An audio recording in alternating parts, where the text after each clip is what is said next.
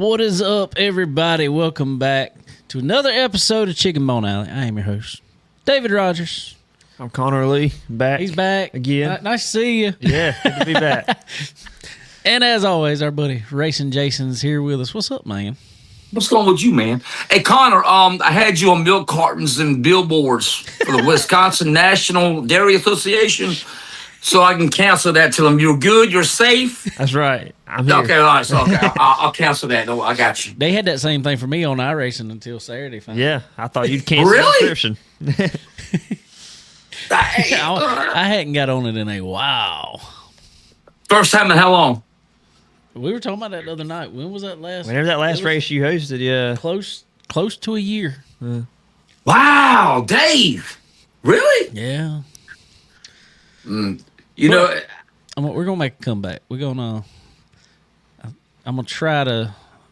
I'm gonna work on some things and try to get the our iRacing league back up this year. At least one go round at it. Yeah. So Awesome. Two's a lot. two's a lot. Wow. Two's a lot. Planning and stuff. Yeah, two's a lot of playing. I mean, if I had other people to jump in and do a lot of stuff, but when it's just me and Connor setting up races and stuff, a lot of times it's tough. boy, I tell you, if I had an iRacing rig, You I'd be need one. fired from my job. You need one. The dirt's fun on it. You I like the need dirt. one. I'd be fired. I would be up all night playing that thing, man. You was I up know I all would. night anyway, watching racing and then going to work a couple hours later. A couple hours. Yeah, about three. I think I got about 2 hours sleep Friday, Saturday. Yeah. What was that? The snowflake? No, Or he the was dome? Dome. The dome? Oh, He but went that late. it ain't He went that snowflake. late. It He just had to ain't. be at work that early. I mean, the dome was... The late model race was over at what? Friday night was pretty late. Oh, Friday night. 11:30. 11:30. Okay. Yeah. I was- 10:30 their time. So. Yeah. It was, okay. So, I mean, it wasn't terrible, but now if you'd have been up watching the snowflake, Oh, man. you wouldn't even make it to work on time. You'd been late. Well, Green dropped at what? 1:45 in the morning. Yeah, something like that. I think they got done at That's 3:30, and by the time they made it through tech and everything, it was after 4:00. But from what I gathered, and the stands were packed. yeah, stands The were stands full. were. I mean, not. Yeah, they were. There was a good crowd. Good crowd.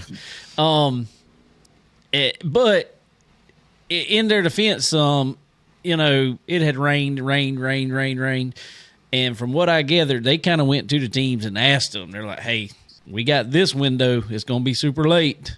Y'all want to do it?" They're like, "Yes, let's go ahead and knock it out." I made it about 12:30 and I tapped out. It was not a hostage situation. They voluntarily done it. I mean, if they wouldn't have, though, it probably would have been Yeah. at least Monday, Well- maybe Tuesday. Well, that's what they said. They're still racing tomorrow. There. The local classes. Local and stuff, classes. Yeah, All racing Wow. tomorrow. Them guy, I'm gonna tell you they're that. supposed to be Friday. Yeah, they were supposed to be Friday. They were there Thursday. Yeah, I'm sure a lot of them travel too. Yeah, so I need to go run a Wow. truck race down there one year. That looks cool. Except for that one guy. Dude, that about one rip was died. awful. As long as you don't make any enemies, so you turn your head on into turn one. Golly, that was horrible. Yeah. So, bunch of fun Take the stuff. truck, Dave. Do what? Take the truck, Dave. Take the truck. I'd like to go. I do Piss- think they need to make the Dirt Nationals and Snowball different weekends. Though. Man, that would be. You know what I'm saying? They do. that. Kind of December, there's nothing going on, and they're both on the same weekend. You know. I'd I like to get it have though. one. They don't want to get much closer to Christmas Yeah, I because it's understand. gonna get tough. Right. Oh, okay. I mean, yes. Okay. And that's the thing, because like I feel like Bubba Pollard would be one that he'd liable to go run Gateway if they invited him to, Not saying he would do great at it, but he would go. Kyle Busch, he's liable to jump in something. If you invited him to it, he would probably jump in something. Hocevar run the double. Hocevar definitely would do both. Yeah, he was going to do both, wasn't he? Hocevar. He would love to, but then that didn't work out. How about Rico? How about Rico wants to race a Rico dirt will late run model? anything. We gotta get Rico a dirt late model, baby. We gotta get him. We gotta get him one. You see gotta where get they him were one. picking around trying to work out the deal with the guy that won the late model. He was in the bathroom. His name was called. What? You cannot, Dave. You cannot script Gateway. That's what's so No. great about this thing. Rico put out on social media that he wanted To run. wanted to Yeah, I run, did see that. Yeah, next year, 2026. Well, they gave away Cody Summer and them gave away a DRT. I did. Yeah, that's right. And the guy who won it, I guess that they were doing the A rifle, whatever. interview and stuff, and he's like, "You gonna set up a ride?" And talking about what it was in the bathroom. What happened in the bathroom? He was in the bathroom when his name was Oh called. yeah, that's what it was. I'd have been bad. And his That. buddy said, "Hey Ross, you won. Come on." Jeez. I Oh, want to my win something God. like Say, that. giving away wow, that is That's insane. that is. Especially a car that you ain't got many of. And 20,000 cash too. Don't forget about Yeah, that 20,000 cash to What go in the with world? it. So, did it come with a motor in it, or was it race ready, or just chassis and body? I think it was just chassis and 20 grand. Okay, with 20 grand coming with that car. Now, if it was a roller, at least a roller, which means it had a rear end in it, you could put a 525 and a transmission pretty much. It might be a used transmission, but you could put a CT 525. You could have it running. You could be ready to go race. See, That's there's amazing. IMCA's going That's on the amazing. CT25. Yeah. That'll be interesting to see how that stacks up against the late model stock motors or the what's that, the Enforcer and stuff. Yeah, well, you talking about the IHRA? deal? IHRA, yeah, excuse me, yeah. IHRA deal, yeah, they are running. I mean, that's the first one to be on asphalt, isn't it? far as I around here, know, at least. and they're running 4-piston brakes. But Oh, wow. 525 with a 650 carburetor. Yeah, I mean, What? That thing ought to. yeah, really, Fly. be really interesting to see how it stacks up Scat. against. Oh yeah, which I think that's where that nowadays I think that's where late model stock needs to be. It needs to be a big enough speed difference from limited late model. Yeah, there's too many running both. Yeah, yeah. It don't need to be the same class. We'll talk about that. I got some stuff to bring up about that a little later in the show. We got a guest coming on here in just a few minutes. You might be able to tell who it is by Jason's shirt. Dale Timms coming on, hanging out with us. The dark horse. The dark horse after coming off his Blue Ridge Outlaw Late Model Championship. So, but anyway, he'll be here in just a. Speaking of 525s. Speaking of 525s, and I want to ask him about, did you see a couple of their new rules packages come out? They're doing away with, they're making their body rules a little more strict, I see. Doing away with some of the sail panel stuff and putting it, they said, more into driver's hands. Man, Dave, I love Jason Smoot to death. That is one ugly race car. That is one ugly race car with them side panels, bro. Wow. I'll say it again, Dave. I'll say it reminds me when the Avalanche first came out, man. God, that thing is ugly. I think It had to grow on you. I think if you're going to do it, you just need to let them put the daggone billboards back up there. Get that left side pin to the racetrack. Yes, sir. Yes. Yes. Yes. It had those cables. Remember those cables? Yes. I never trusted those cables, Dave. It looked like a doggone bridge hanging on up there. Oh my God. Those were the days, Dave. Those were the days. I wish they'd bring that back for, I don't know anybody that would do it anymore just because nobody really knows how to because it's been so long since it's been done. I ain't saying there's still a few know how. Don't get me wrong. But it'd be awesome to see that back. So, Right. Dave. You know, they do have that vintage late model deal going around, but it's got the 525 motor in it. Man, if you put a super motor on that thing, man, God, I'll let us see what it could do. that's what I'm talking about. Anyway, New track record. there you go. Well, anyway, we got the man on here now, Mr. Dale Timms. What is up, buddy? Oh, not much. What y'all up to? I just got home from work, really. Oh, working man, hard at it today. Yeah, unfortunately. I hear you there. We all been doing the same thing today, so you know. Oh well, man, we're glad to have you join us this evening on the show. It's been a little while coming, and glad to have you on here. How did what you said? Kids made All-Stars. What was it? Football? Yeah, so I've coached flag football for 3 or 4 years now. My son, he's 12 now. And I've always coached his team there. It's always been a good time. You know, it's very competitive. You wouldn't think it would be, but it's very competitive. Oh, yeah. And anything that I can compete in, I'm good with it. That's what I'm talking about. So how did All-Stars go? We done pretty good. We made it to the semifinals, and we actually had the game won, and a kid actually tackled my son Cole with like a minute left to save the game. I guess he just took the penalty there, and they ended up winning the game. But we had a good group of kids, and it was a lot of fun, man. Oh, well, that's good. That's good. That's always fun. Man, my son's 16 now, and he got out of football, but I remember when he was playing it when he was younger. And good, woo! That was some of the craziest times I ever had. I always told him, I said, "Y'all think the racetrack's bad? Nah, go to the little league football." Oh yeah, you see some mad parents. I've seen more people get arrested at the football games I've seen at racetracks. Oh yeah, yeah. He paid pads this year, this summer, and all. So I guess he's gonna continue on with that. Good deal. Good deal. Well, man, all right. Well, let's get to it a little bit about some racing, man. So I guess you had a pretty good year. Yeah, we done all right there. We actually had a lot of problems throughout the year. We hurt a couple motors, you know, nobody's fault, just kind of bad part stuff, you know, and we ended up swapping cars in the middle of the year, and we struggled there for a minute, you know, and then we kind of got back going there at the end of the year. Tell us a little bit about that car swap. What led to that? I'm gonna blame it all on my crew. Now we have so my old car has always been like super good, man. Like it's always like it's dependable, it's always fast, and we started the year with it, and I got a new car sitting there that we run a few super races with, and it had kind of been kicking our butts really, and we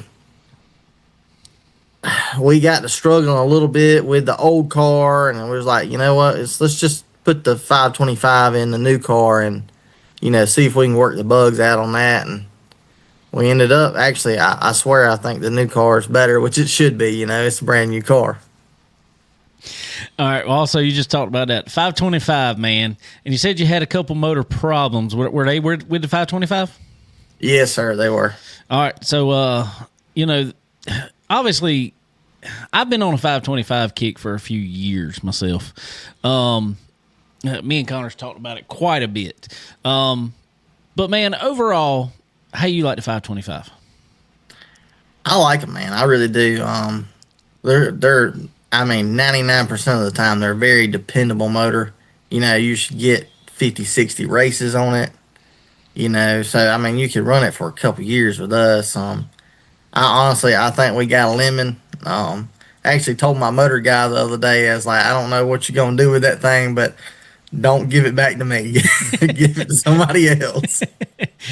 I hear you there, man. And that's why I was fixing to say, and it, you know, there's been a few people running them, obviously, in other, you know, forms for a couple years, but you know, now with the Blue Ridge really pushing that 525 now, man, I kind of like it, and obviously we saw some of it at the Dome. There were guys running the 525 at the Dome this past week.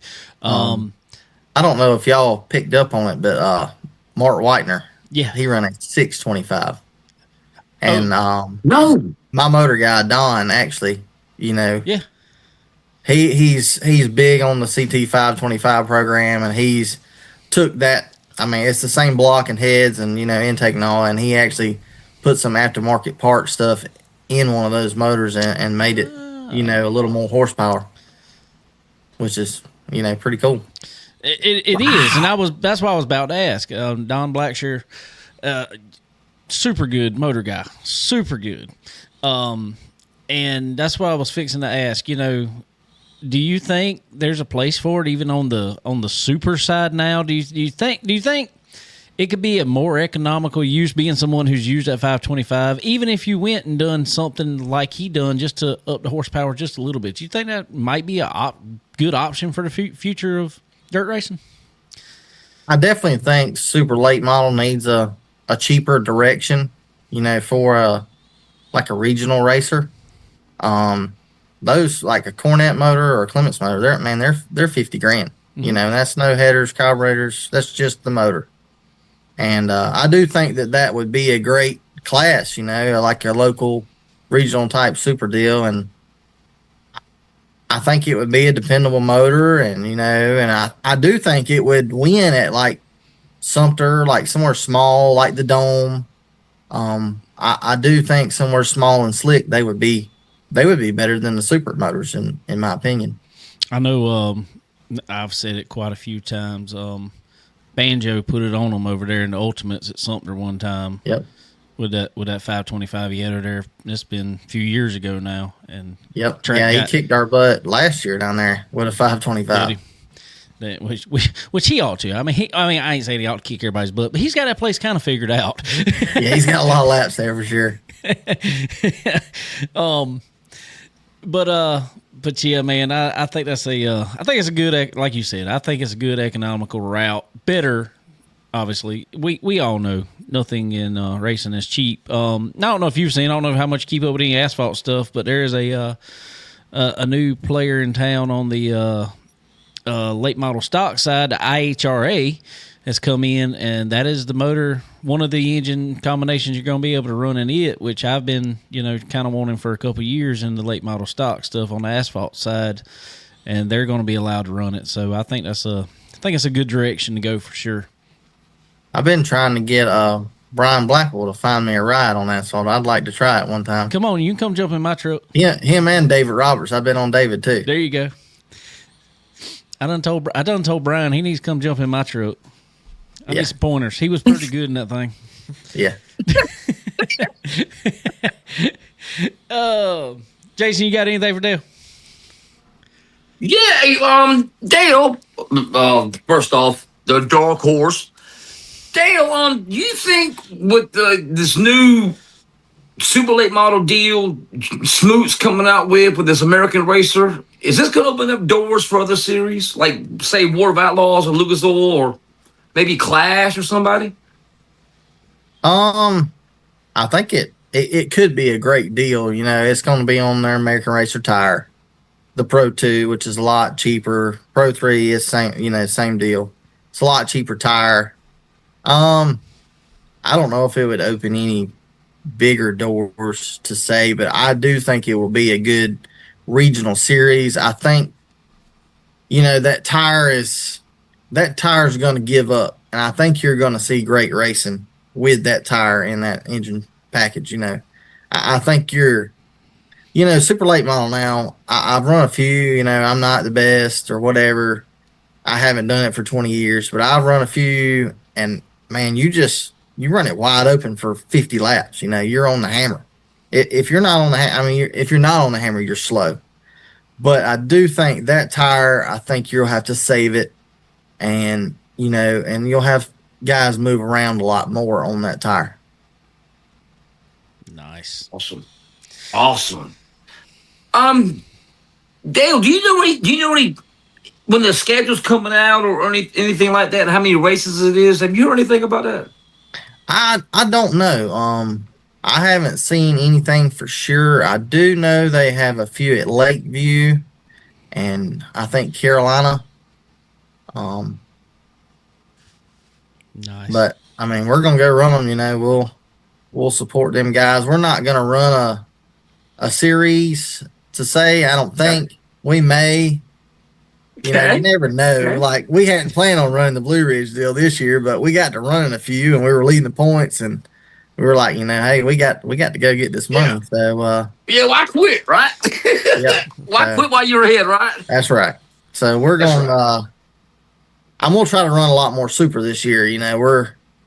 We may end up running that whole deal, or if it's not too many races, I just want to go honestly where I'm good at. Like Livonia, Gaffney, Lawrence, that Sugar Creek. We're gonna hit those places, and I want to win a few super races this year. That's what I'm talking about. That's what I'm talking about. That's it. Come on. While we're still on it though, and I know y'all probably heard about it before it came out, but I saw a few days ago, Blue Ridge is changing up some body rules a little bit. Hey, I know how Jason feels about that already, but how do you feel about that? Well, I hate it, honestly. We got a good package for that wing right now.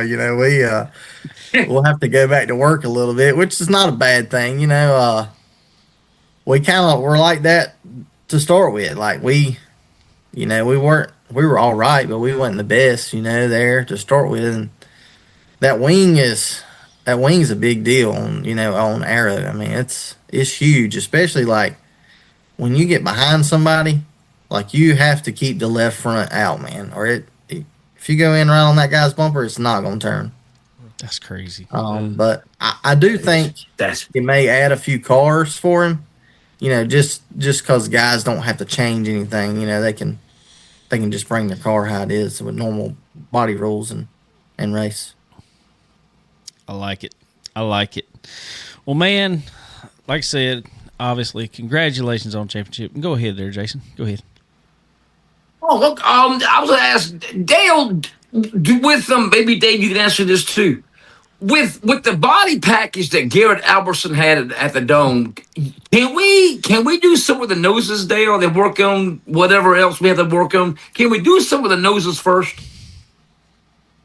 Man, I wish they would really. That nose is a big deal. Like if you don't have that, that valence around the front and that bill stuck out there, that's a big deal. I couldn't believe Albertson done that body, just for the competitive side. Like it was cool, like it was awesome, but far as, downforce, I mean, I'm sure it hurt it a lot, Oh yeah, for sure. And like you said, and I'm with you, Jason. I'm with you. But I just don't think that's going to be some toothpaste that you can squeeze back into tube anymore. Because that is one area that is the same on asphalt and dirt. They got to get that nose sealed off to the ground. And it's the same way. And that is why the dirt nose looks the way it is now. It's just when that car is in attitude, you want to seal that thing off to the ground as much as you can to produce the most downforce. And I would love to take some of that away, but the problem is when you do that, because the rest of the car is shaped the way it is, the car behind it loses that much more downforce. And so you're really making a disadvantage for the guy behind you if you reshape that nose in any other way. So that is why I think that is some toothpaste you ain't going to put back in the tube. One can dream, Dave. One can dream. I agree with you 100%. I wish it would too. Well, Dale, man, like I said, congratulations on the championship, man. That's that is a cool deal, and I think Blue Ridge. I have said for a few years now that's a series that I really think. Well, I remember 5 years ago, I was like, man, this series got some potential, just the way they were setting everything up and getting racers, and now I think it's not just a everybody else series. It's there's heavy hitters in there, you included. So it's a big deal to win any championship in a dirt late model anymore, for sure. But who all you guys think that for helping you out, man? I got a list of people. I got a ton of guys. Go for it. But first of all, I just want to comment on that deal. That Cheeseburger and Dylan Brown and Kenny Compton, them guys are no slouches. I can promise you. Them guys are good. Yep. They are. I had a ton of fun running that deal just because, man, you better be good. Yeah, I mean, you better be good, or you're gonna be 8th to 10th place. that's right. I mean, it's just not hard to do, and that's a lot of series now. Even in your lower divisions, like if you go and run a series, you're running with the best guys. You know, those guys are trying to win those series points. There's not much local racing, you know, for racing with the best. But I got a ton of people to thank here. I want to thank my wife, my grandpa, Teresa, Tommy, Lauren, Sean, Justin, my mom and dad. I worked in the death in the shop, man. So I definitely want to thank Tommy and Lauren and Sean coming on for this year. They really made a huge difference in our program there. And as far as sponsors, I got Andy Lee Racing, Schaefer's Oil, Superior Roofing, Heath and Amanda Calvert, ProTech Equipment, Joey Reynolds Trucking, FK Rod Ends Base, Race City Performance, Colin Signs, American Racers by Spud, Fregola, Crate Insider, Swift Springs, HVH, Fast Shafts, Wares, SRI, and Mark Tudor Racing, Velocita, Gambler, Gorsuch, Top Tier, and Excel Racing Solutions. He got them all. I love it when there's somebody prepared. Good job. Good job. Yeah, it's a lot of them. He sounded almost like James Essex up there.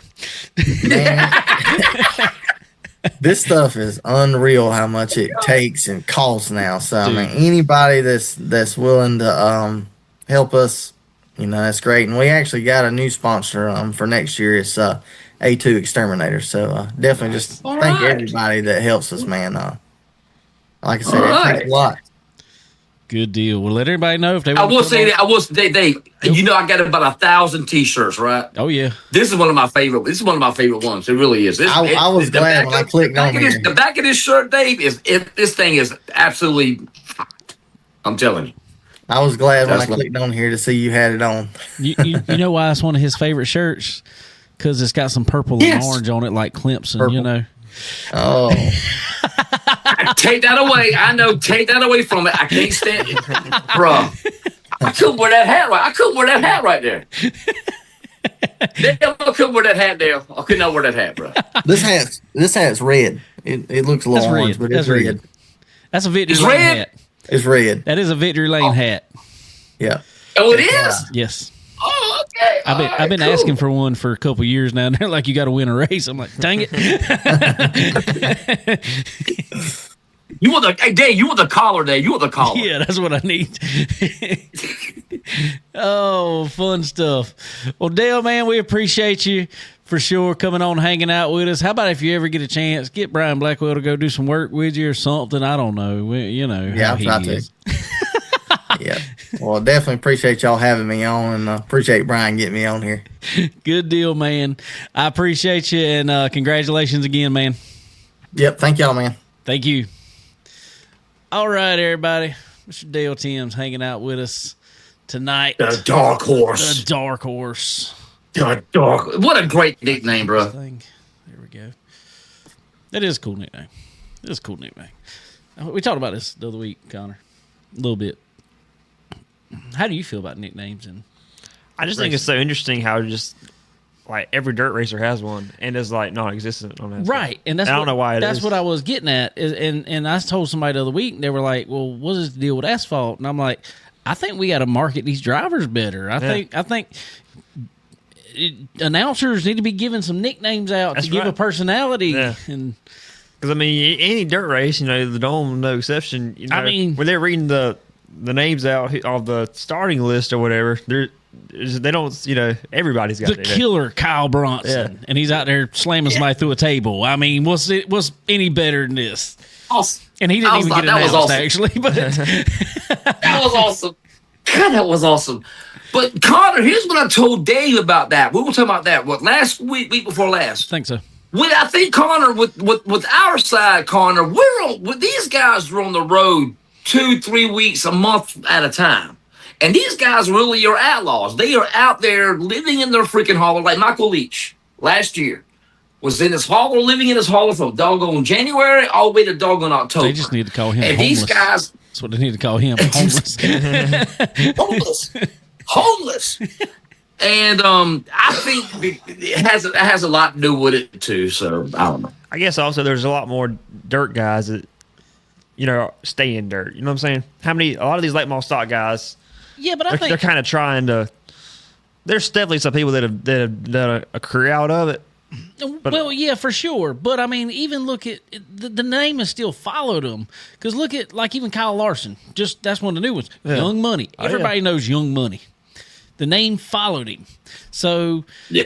but look back. Even years ago in NASCAR, you had Mr. September. Who's Mr. September?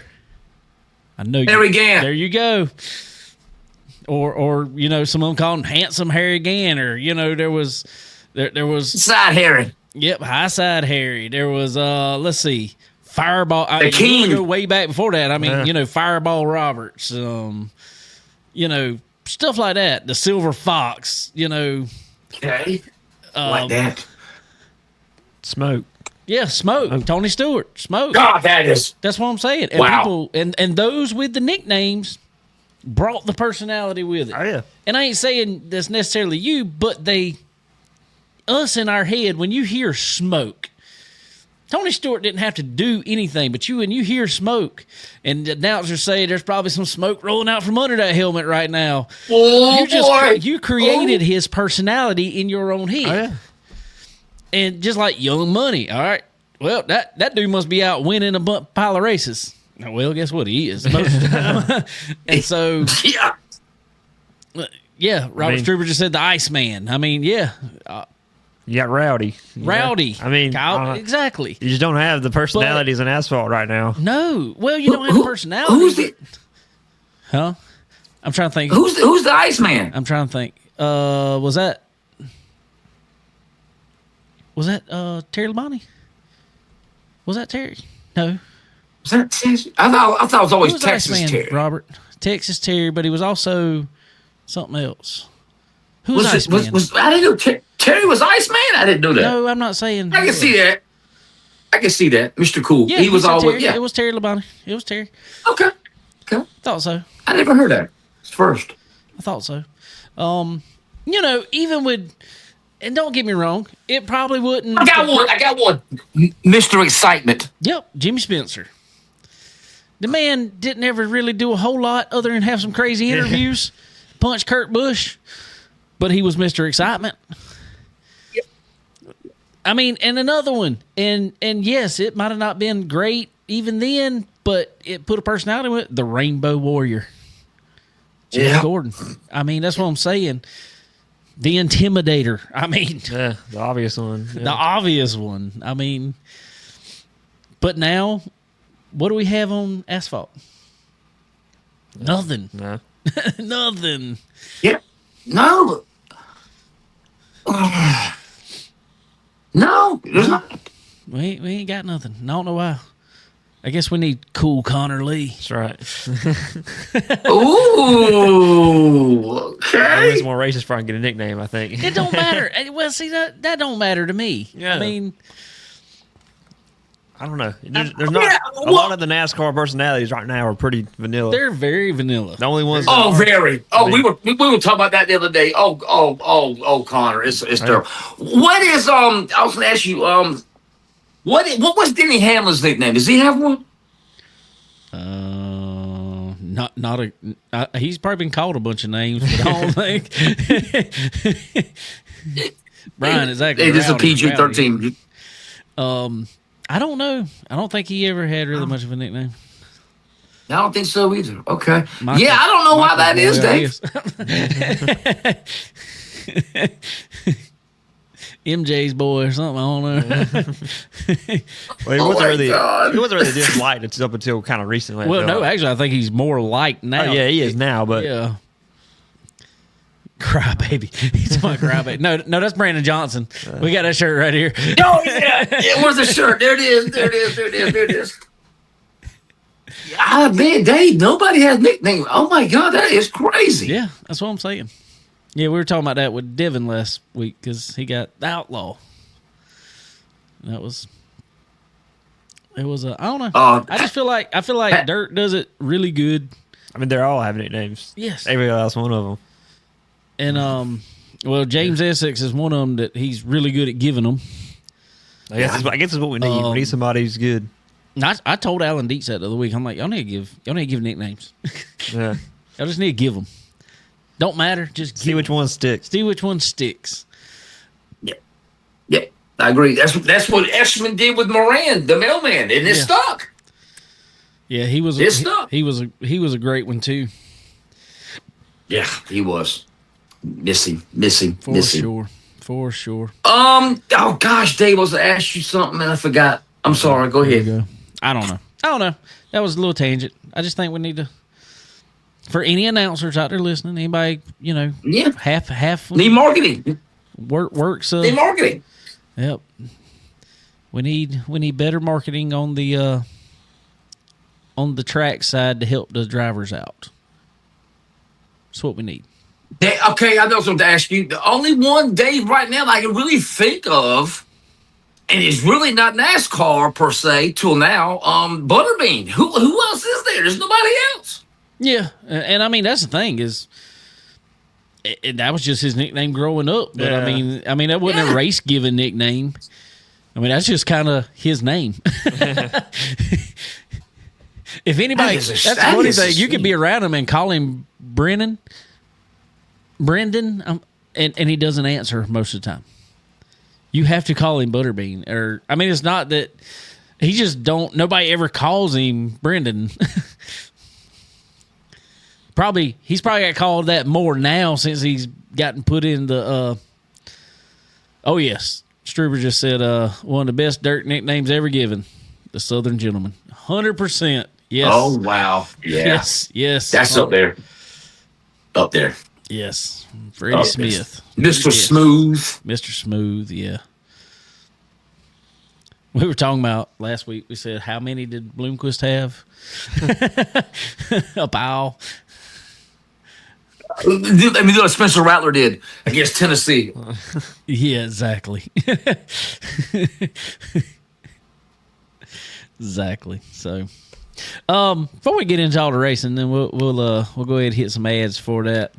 But before we get into all the racing, let's go ahead and knock some football stuff out the way.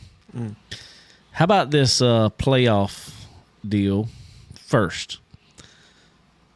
Does Alabama deserve to still make it in the playoff being a 3-loss team?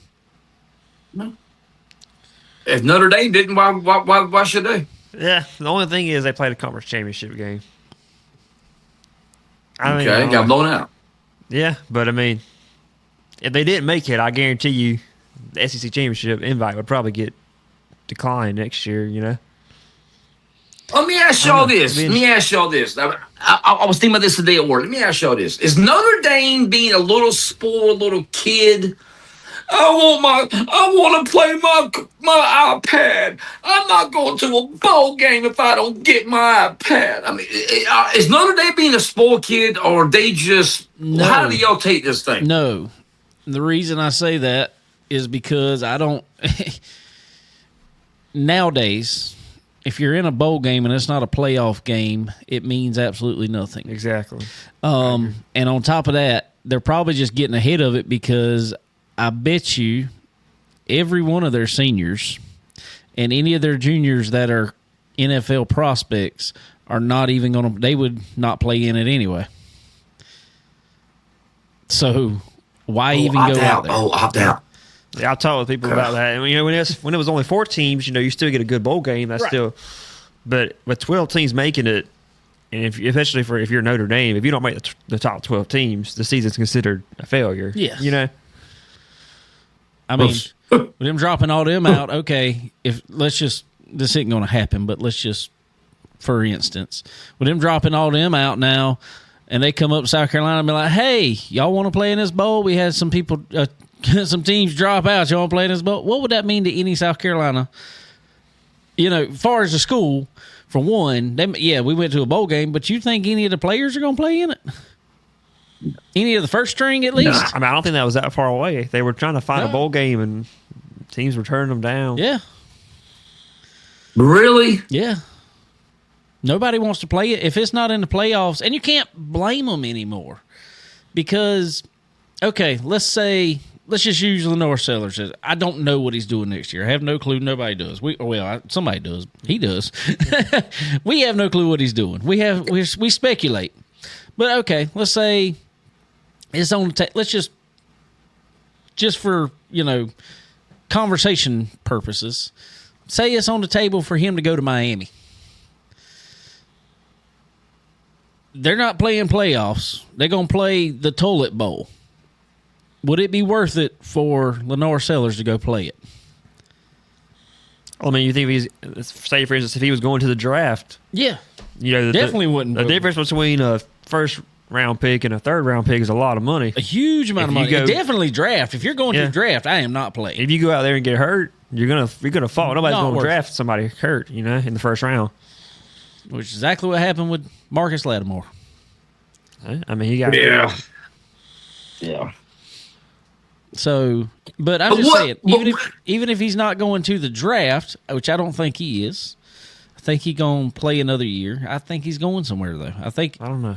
Maybe not. Maybe not. Yeah, we'll see. Maybe not. But I'm just saying, just for instance, I know, right? But if he was, if you were in his shoes and you were going to Miami just for conversation purposes, would you play? Miami done offered you up about $8 to $10 million. I'll holler at y'all. Exactly. I'm going to Miami. Exactly. Okay. Let's just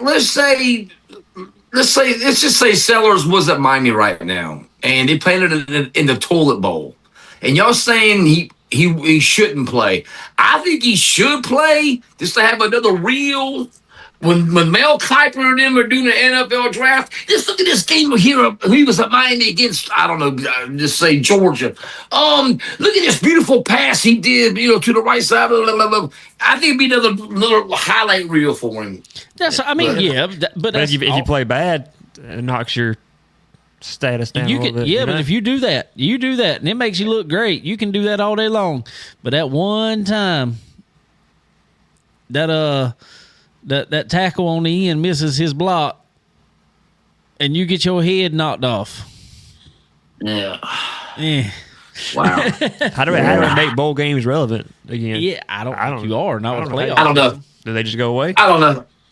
I don't think you go. I think you could do but I don't think there'd be a bunch of them play. It would be cool to do like a. And it would be tough still if you come up with like a, like South Carolina and North Carolina had the North-South game. I guess they still do. Yeah, like the Shrine Bowl or whatever. Shrine Bowl, something like that. Mm-hmm. If you ended up doing if you end up doing like a tournament with like all SEC against all ACC, player or something like that, if they come up with a team, that would be cool to make some bowl games out of. But it's just, I don't think it's going to be tough. I think any way you go about it, it's going to be tough when you got a playoff system. Even when South Carolina and Notre Dame played, a couple of years ago in a bowl game, it wasn't really the two teams. Both of them were missing all their starters, you know? It was a lot of their starters. So, I don't know. No, I think if you're not in a bowl, if you're not in playoffs, I don't think you're going to get – I don't think you're going to get all your players. And you could – contractually, maybe eventually, have something in there where they force them to play. Yeah, that man first play of the game, all of a sudden my ankle hurt. I thought somebody was saying this is definitely way out there, but make the bowl games the first game of the next year. Yeah. So you still get your your cool matchups and stuff that you won't usually see. But that's the thing is you got to like that. Something. Yeah, the only way you get people to play. Right. That'd be the NCAA reminds me of NASCAR. They created this monster, and now it's just gotten to where it's just watered down. I can't. It's hard to explain, but it really is. They created this. It was not broke, and they have completely broke it. Yeah, I'm not going to say it wasn't broke. 12 teams. Come on, Dave. Why do we need 12 teams, bro? I like a playoff system. I do like a playoff system. Okay, give me 6. 6 is fine. I'm good with the 12, Dave. 12. Going to 14 next year, probably. I'm fine with 12, actually. I mean, look at March Madness for basketball. Oh my God, they fixing it. You get a bid. But they at the end of the day, fixing to expand the field again. At the end of the day, you should have the best team come out on top. Okay, with basketball, Dave, let me say this for a second. It creates something where the regular season doesn't mean anything. Do you want me to tell you why it is like it is? It ain't got nothing to do with you liking it, me liking it, nothing like it. There you go. And let me tell you what's on top of just the NCAA money. Betting. Oh, betting. Okay, I was going to say TV. Yeah, betting. TV, yeah. Oh, the Raiders should be investigated from what happened yesterday. Yeah. The Raiders need to be on an investigation right now, buddy. Was that blatant? I mean, it's like, where are you going? Now, I know you need a field goal and a touchdown, but let's go ahead and get the touchdown out of the way. Throw it in the end zone. You might get a touchdown, you know? No, they're going to get that doggone field goal because they were guessing we're favored by 7. Oh, my. And the referee throws a flag for delaying. Bro, that was blatant. You couldn't even, oh, my God, bro. The Raiders should be investigated right now. No, Pete Carroll and that referee needs to go to jail right now. Lock him up. That was crazy. And they always talked junk about Pete Rose back in the day. Like, this man wasn't even betting on his own games. He's just betting on games in general. Oh. And he says he wasn't betting on his own team. Oh, come on, bro. Come on, man. Pete, bro. Whatever. Yeah. He wasn't doing if you betting, you bet. He wasn't doing nothing nobody else was doing. No, exactly. The only one got True caught. that. Hey, I totally agree. Totally agree. Kurt Lowdy Man, I tell you what, it's getting out of hand, bro. Kirk Lowdy said it's all about the almighty dollar. You are correct. Yeah. Yes, sir. Yes, sir. I think Cade could have a YouTube vlog type deal. Let's call it Rowdy with Loudy. Wow. Rowdy with Loudy. It. Or get loud with Loudy. Yeah. I could. And? That'd be a good podcast. Okay. I like Rowdy. I get rowdy with Loudy. I like that. Yes.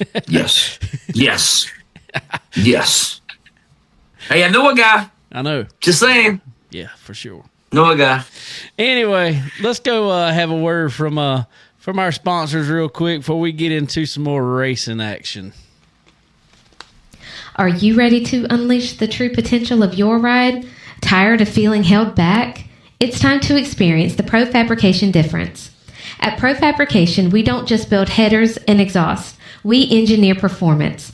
Crafted with precision from high-grade materials, our systems are designed for one thing: maximum power. Feel the instant increase in horsepower and torque. Hear the deep, aggressive rumble that turns heads. Our expertly designed headers optimize exhaust flow, while our performance exhaust systems deliver that signature sound that you crave. But it's not just about power and sound. Profabrication means durability you can trust. Built to withstand the toughest conditions, our headers and exhaust are an investment in long-lasting performance. Whether you're hitting the track, conquering the trails, or just cruising the streets, Profabrication gives you the edge. Experience smoother acceleration, improved field efficiency, and that unmistakable feeling of pure driving exhilaration. Don't settle for less. Upgrade to Profabrication headers and exhaust today. Profabrication headers and exhaust. Quality that wins. Chicken Bone Alley is brought to you by SRI Performance. They are your one-stop shop for all things racing. Do you need performance parts? Look no further. They offer a wide range of high-performance parts for various types of racing, including stock car racing, dirt racing, and more. SRI Performance also has the most knowledgeable employees in the industry. If you're looking for that hard-to-find part, they've got it. And if you're wondering how to make it work on your car, they know it. Check them out online at www.sriperformance.com. And when you do, don't forget to use the promo code CBONE10. That's C as in chicken, BONE 10, and get 10% off at checkout.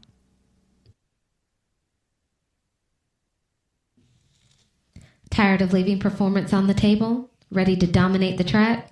For decades, Earl Ramey Racing Engines has been the secret weapon of champions. We don't just build engines. We craft precision, engineered powerhouses designed for one thing: victory. From meticulous machining to expert assembly, every Earl Ramey engine is built with uncompromising quality and a passion for speed. We understand the demands of racing, and we deliver the reliability and raw power you need to cross the finish line first. Whether you're tearing up the asphalt or conquering the dirt, Earl Ramey Racing Engines provides the competitive edge you've been searching for. Don't just race, conquer. Contact Earl Ramey Racing Engines today and let us build your winning machine.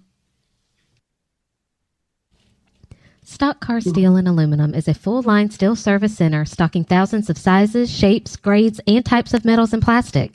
If you need it, they have it. And if not, they work fast to find what you need and get it to you. Stock Car Steel and Aluminum also has the ability to cut orders to your specifications as requested. Their dedicated team not only brings many years of experience to the table, but they are always ready and willing to lend a hand with anything you may need. Stock Car Steel and Aluminum. Your material needs are covered here. All right, ladies and gentlemen. Also want to thank our good friends from Dixie Made right here in Florence, South Carolina. If you're in the area, swing by Dixie Made to get all those brands of clothing that you want to get covered in and all your loved ones covered in for Christmas from head to toe. Any kind of accessories, all the greatest brands, Southern Fried Cotton, Simply Southerns, and much, much more. Y'all go check them out.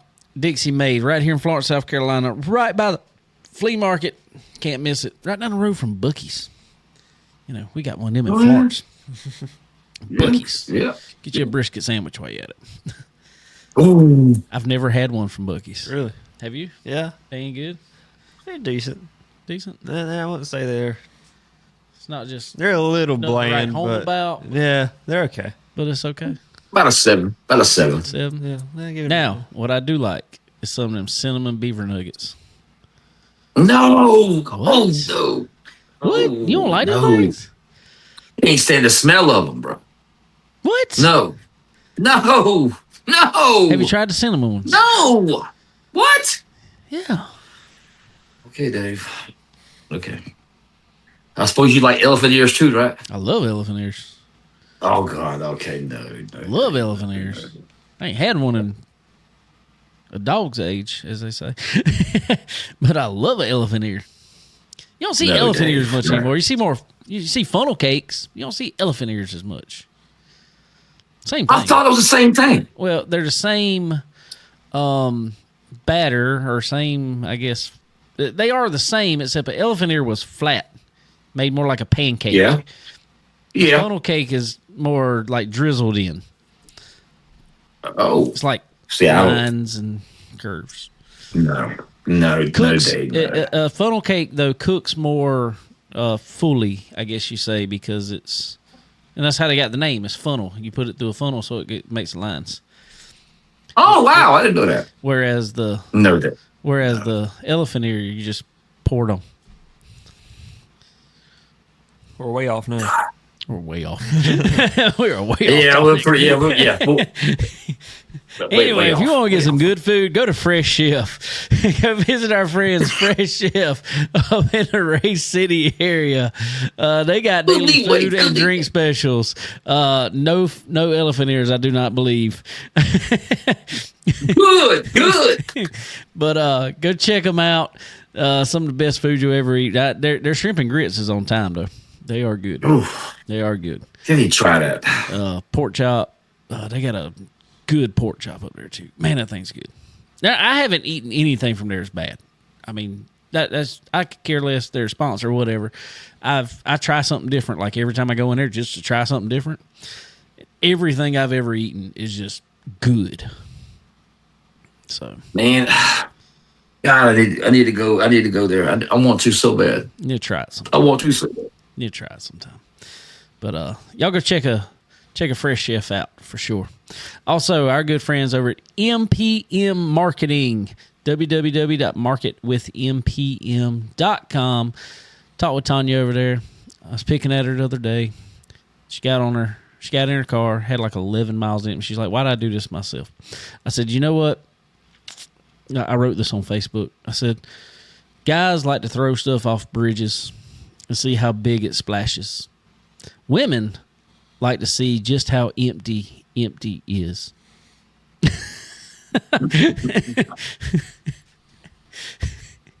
That is y'all's thrill. That's every woman's thrill in life, I think.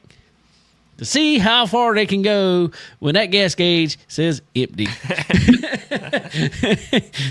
that mile is just estimation, not it's just an estimate. Yeah.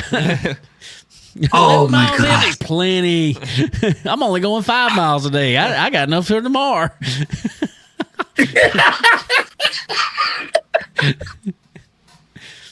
I feel like my wife's car is like that half the time when I get in it. Oh my God. Oh my God. Connor hadn't got there yet. He'll see it one day. Oh my God. Oh, okay.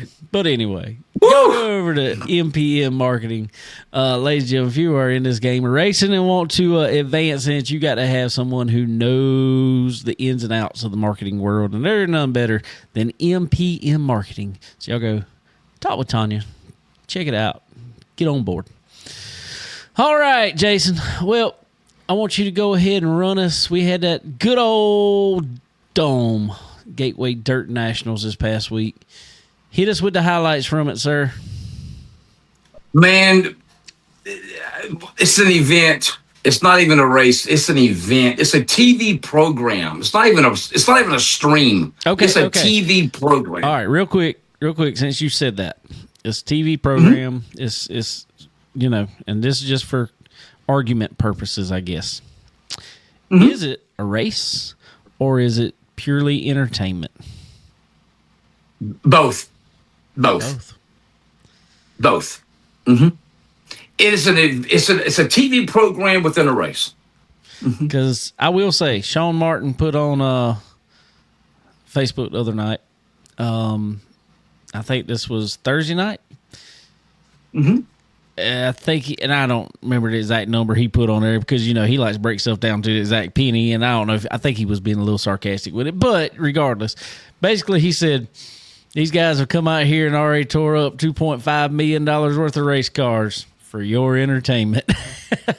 Well, they know exactly what they signed up to go to the Dome Day is expected. They know this. Oh, yeah. It's like somebody Slammy texted me Saturday night, man, you ought to see Doug on my Twitter page. I said, probably people I've already blocked. Why, what are they saying? They put all these wraps on them to go out there and get destroyed. Well, it's because it's to sell T-shirts. You have a month off. Say the World Finals. You have a month off to get your car wrapped, ready to, debut this beautiful wrap you're going to have and get your T-shirts made and sell T-shirts. That's exactly what it's all about. It's marketing. Well, that's what people don't realize. I will say for those guys, let's see. You sell about 20 to 30 T-shirts. You can pay for that right recorder. Mm-hmm. You're right. I will tell you this. Walking, somebody had me on FaceTime twice Saturday, just walking through the vendor road. Brandon Shepard's line it looked like something at a state fair, waiting for to go to the bathroom. That's how long it was. Nice. Yeah, Devin Moran, his line was long. Pierce, his line was long. So these guys, they made enough money. This was just Thursday night. This was just Thursday night, Dave. I can't imagine how the rest of it was for the rest of the weekend, because the crowd gets bigger and bigger and bigger as far as as long as the week goes on. They opened up all the way to third level this year, and it wasn't quite sold out, but boy, it was real close. 39,000 people showed up. That's what I got the word today. That's 39,000. a lot. Yeah. So it's an event, Dave. It's just a spectacle, man. Oh my God, I gotta get to the dome. Let's do it. But you have to own the oil rig. I'm telling you, Dave. You got to own the oil rig. Hot dog chips and a drink, $20. Yeah, but where is it? Where is that not Yeah, anymore? I mean, any race. Now I'm gonna tell you, you can go right here to Florence Center at the PD Ice Cats hockey game, and guess what? A hot dog, chips, or a hot dog, fries, and a drink's gonna cost you $20. $20. Yeah. Well, all right, go to Eldora. Okay, Slaney was in a group text the other night. In a group text. No, I'm sorry. This is on Twitter. My bad. The whole world can see this. Well, he was talking about the same thing that you just did. Well, it depends on where you go. Eldora is very cheap. PDC is very cheap. It depends on where you go. All right. Well, this is the difference, though. And Gateway, yes, is in that level. It is, obviously, if they're getting 39,000 people. But you also have to think they don't own this track, and they have to pay a whole lot of money to use this facility. Mm-hmm. Also, I'd be very willing to probably say, I don't know, we could probably ask him, but I am very willing to say Cody Summers not the one setting concession prices there. That is probably a vendor through up to the vendors. Through the whatever owns that. Convention center or whatever. Yeah, exactly. Yeah. I agree with that. So I agree with that. He's not. Also, like you said, Eldora. There's a ton of people come in Eldora. Ton of people, and it's cheap. It's cheap. You can get a doggone pizza burger for $5. Come on, Dave. You can get a good old toilet water or something. $7, $3, $4. That's it. I mean, it depends on where you go. Now, let me ask you this, Dave. WRG, the World of Outlaws, owns Charlotte Motor Speedway, the dirt track. Why is it still outrageous to eat and drink there? Why is that? And who did you say owns Charlotte Motor Speedway? I thought WRG did. No. Speedway Motorsports owns Charlotte. Who? Speedway Motorsports. SMI owns Charlotte. I thought they owned the big track. I didn't know they owned the dirt track they too. Own I thought every bit of that. Dragway. Drag strip. Okay. Yeah. Okay. Go to a NASCAR race, see what those prices are. All right, Kirk Loudy just put it up here for us. Been in Darlington. Last time I was down with Darlington, a 24-ounce beer was $15. Hello. Yeah. Water's probably 17. So. All right. Yeah. Kirk Loudy just put us up here for us. He said, "Okay, do the math. Just on Saturday ticket money, it's well over $2 million. And don't get me wrong, it pays the winner pretty well. But in my opinion, if it's entertainment, then it needs to pay like entertainment." Okay, I get it. Okay. Let me ask you this, Dave. we first started the dome. It was 20,000 to win. Mm-hmm. Okay. Now they tell me upping it to 100,000. Do we really need this race to be $100,000 to win, Dave? If it's drawing in that many people, yes, we need it to be $100,000 to win. Yes, we don't need it to be 100,000, Dave. But it needs to also pay back very well throughout the entire field. Yeah, I mean, everybody's getting tore up a little bit. Yes. Yes. I'd love to know that. Maybe ask Mr. Loudy this. I'd love to know it pays $75,000 to win Saturday. How much was start money? I'd love to know that. 70 was. I'm sorry? It paid 70 to win. Oh, it was 70? 70, yeah. Yeah. I'd love to know what start money is, too. I personally think, being that it's an invite race, I think it needs to pay everybody that's there, everybody that raced the heat race. I think it needs to pay. I don't think it needs to pay just start money for the feature. I ain't saying it needs to pay them a ton, but I think it needs to pay all the way back, being that's an invite race. Now, if you left it open and it was open just to the first however many that, signed up, okay, I get that. But being an invite race, I think you need to pay everybody. Kirk says, this is for that question, but he said it needs to pay 75, second 50, third 35, fourth 25, etc. Wow. I agree. Fifth 15. Yeah. And I'm gonna tell you, $15,000 would make me push hard from second to third. I mean, for third to try to get second. Yeah. He says, yes, agree. Should pay $3,000 to last place and increase minimum $500 per spot. I agree with that. If you're taking 100%. now, Yeah. we don't. Again, what we don't know in this situation is how much it costs to lease that property. Yeah. Because they're not allowed. They can't do anything in that building for what is it? Almost 2 weeks. They can't have anything else there because they're putting down all. And so I imagine. How long does it take to clean that place? Me and my dad. Well, they had it all. They had it all out today. They still had to They still had to clean the floor exactly, but as far as like the bulk of the dirt, everything. Yeah, I'm talking was about out. but every seat and every nook and yes. cranny has got dirt in it. Oh yes, you just I mean, need a water hose and just start hosing down everything. You'd have to go through the whole place. Yeah. Yeah. That's what I was Yeah. thinking. It's crazy. He said it cost a person. He said it cost a person. I know right at $10,000 to go last weekend on a budget.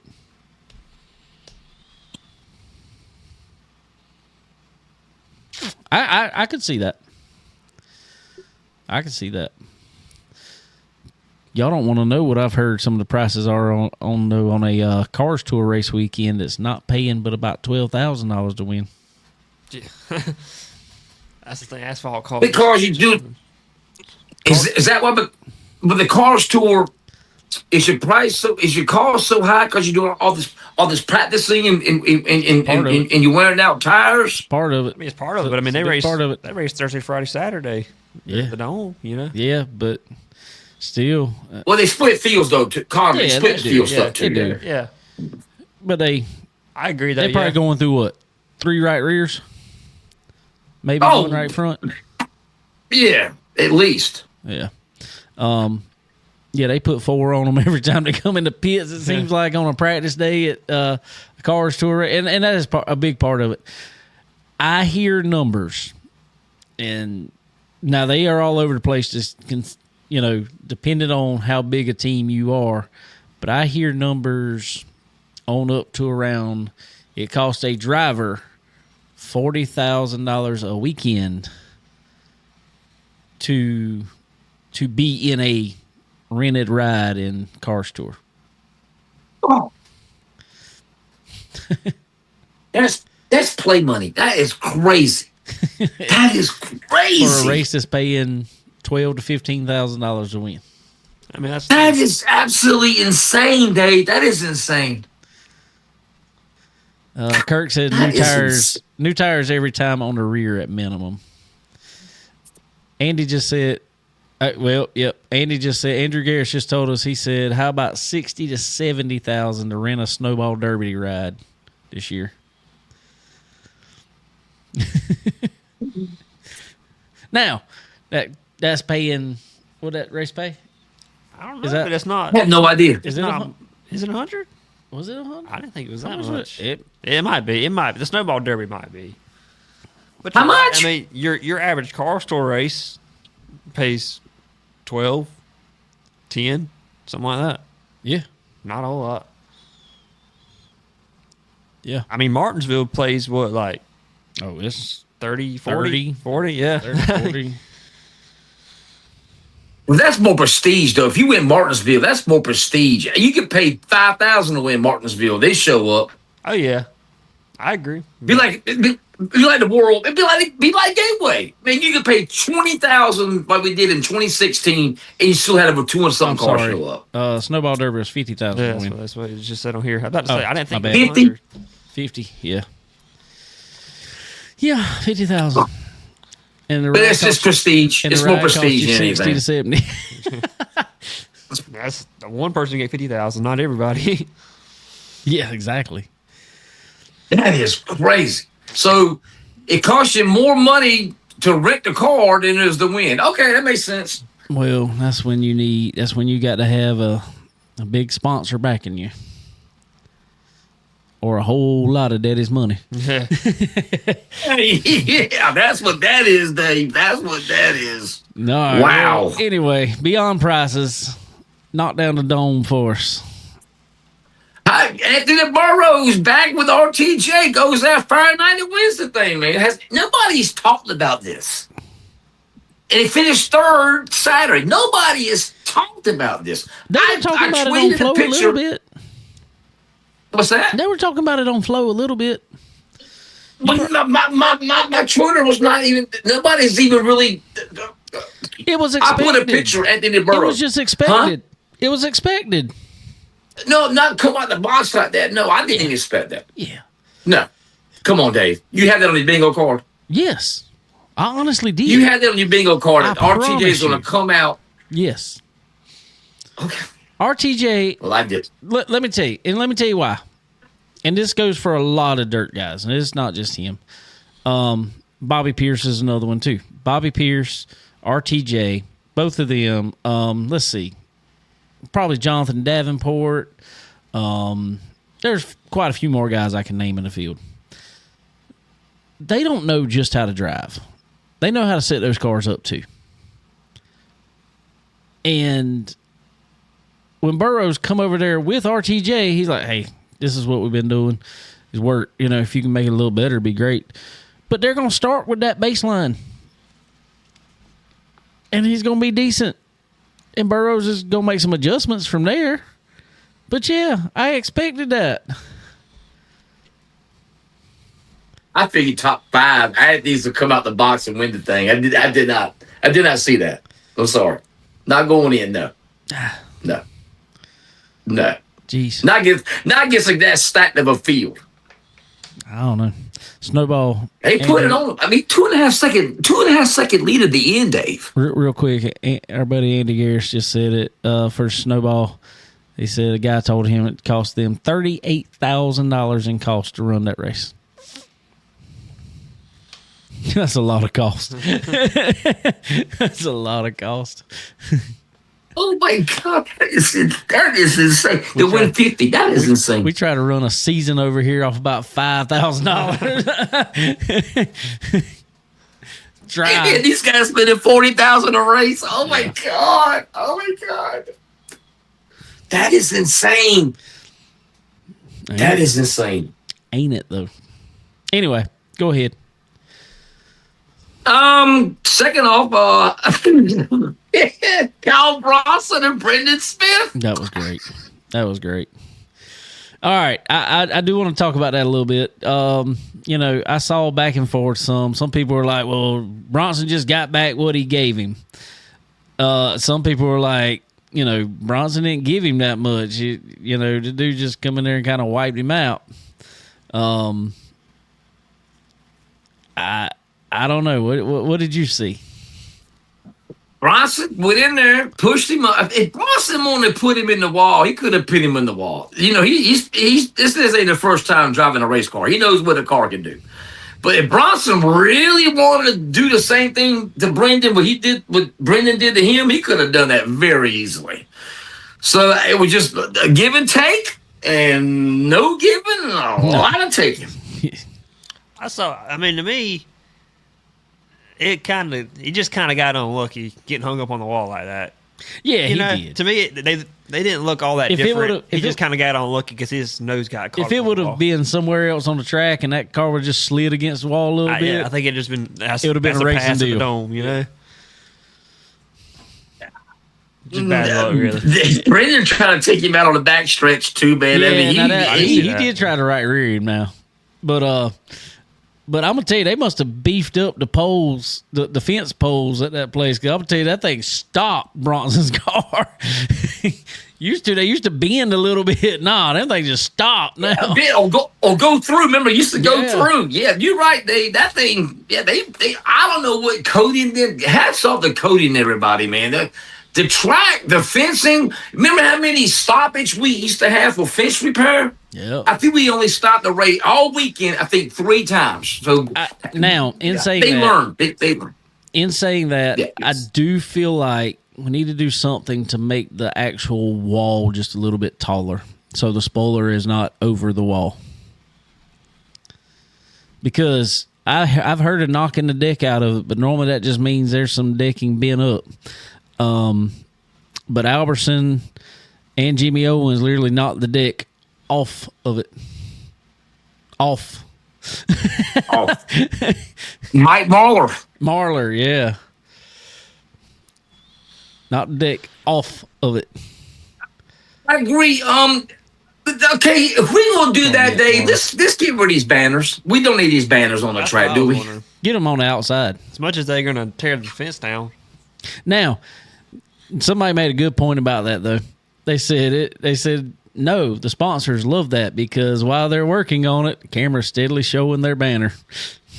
Guess what? Ching, I get it. I do. I get it. But God, do we have to actually put it inside the fence? Can you do have zip ties. You can't put them on the outside. That's what I say too. And they do have you banners realize on the that, outside. right? They have them on the outside. And I'm just like, just keep them there. Just real quick though, Kurt Lowdy kind of said the same thing I said, but a little bit more. He says Burrows just makes RTJ's job easier. He doesn't really need a crew chief. He needs an organizer, and Anthony does all that well. So what's the difference between Burrows and Overton? What 6-7? What's the what did Burrows do or not do, or Overton do or not do to make? I can't. I'm trying to figure this out. Well, that's just. I mean, that's going to be anybody. I mean, who knows? I mean, that's probably just more of a personality thing than anything. Yeah, I mean, we all know RTJ is a pretty laid-back guy. Overton can be. Overton, for the most part, is, but he's a little rowdy too sometimes. And sometimes just personalities don't mix. I think that was more of a personality thing than an actual work thing. I was thinking that too, Dave, but can't you put your personalities aside to make the car better? No, not when you were on the road together that many days. No. If it was a NASCAR deal, 100%, because they're like I was listening to something not long ago. Denny Hamlin, he had not even talked to his crew chief since their last race. Had not talked to him. And yeah, that's what I'm saying. They fly in. These guys, dirt guys, they're literally in the truck, in the hauler together most of the year. So, well, I remember watching what was the name of that doggone show? It used to come on Spike TV, man. Had it for 2 seasons. I loved it. Doug Richard was crew chief of Biffle, and I'll never forget. Biffle was at the drive-thru getting his medication at Walgreens, and Richard called him. And they were on the phone and everything. I guess that's how much of a relationship they had. Yeah. So Hamlin has not talked to his crew chief since Phoenix. That's what he said the other day. Wow. I mean, okay. On the last podcast, he may have talked to him since then, but I mean, on his last podcast that they had, he said he had not talked, and that was 2 weeks after Phoenix. He had not talked to a crew chief. That's crazy. Okay. So I mean, I found that interesting. I think, and Connor's guy, I think that was kind of some with him, Kyle Busch. I don't think he was always on a great basis with all his crew chief. I know. I think it was kind of, he listened to him in the headset on the radio, and that was pretty much it. Which one, Elledge? Which one? I don't remember. What was his name? When he was at Gibbs, there was one of them. They didn't. He had, he had Adam Stevens for a while. It might have been Adam that he wouldn't. I don't think they got along too well. I mean, just some of the stuff I heard. I think near the end they didn't. Yeah. I mean, they all go into it, talking and being all friendly, but after they're around each other for a while, then things change a little. Be like a married couple. Everybody will have their spats. I get it. I do. Exactly. I get it. But you gotta brush some of that to the side. Because, you are there to do a job. You are there to make that car better. And I agree with that. And like I said, I think that is very possible on the NASCAR side for the most part, or even the asphalt side more. But as many races as the dirt guys run, and you know this as well as I do, and everybody knows this out there that's in that game, there's a bunch of dirt guys, especially crew guys. They jump from crew to crew to crew to crew to crew to crew. That's just how it is. I've known guys that were on 3 or 4 different crews in a year. I know somebody been on two teams in 25. Exactly. I mean, that's what I'm saying. It's just personalities. When you were stuck with them in a hauler, and in a trailer and at the track, you're not going anywhere most of the time. Y'all doing laundry together. You doing everything together. When you're just stuck in it, and it wasn't necessarily you got engaged to this person and got married. You just kind of were stuck there with them. Yeah. It don't always work out like that. Wow. I just find that, I don't know. So you had in your bingo card that RTJ was going to come out the box fast like that. Okay. Like I said, I don't think crew chief is that big a deal for RTJ. And wins both nights at a modified too. How about that? Not surprised. Not surprised. It would not have surprised me had he not swept the entire weekend. If he'd have swept the entire weekend in every race he was in, it would not have surprised me. Oh, come on, Dave. Dave, that's a big 100%. soapbox you got right there, buddy. 100%. Really? Dead serious. Real? Dead serious. 150-something cars. Really? Would not have surprised me. Okay. I mean, he's got talent. I know RTJ, great guy, got talent with Burrows, but I did not think. Wow. Let's say Overton, and RTJ is at that point right now. Now we're fortunate that it's RTJ and Bobby Pierce that have kind of peaked at the same time, and so it makes for a great competition. But let's say, what year was it? 21 when Overton won everything? Yep. Eldora swept Eldora. That's what I'm saying. Swept Eldora, was winning races everywhere. That year, if he went to a track and won, it just didn't surprise me. What was it, 22, when Davenport got on his roll, won however many millions of dollars.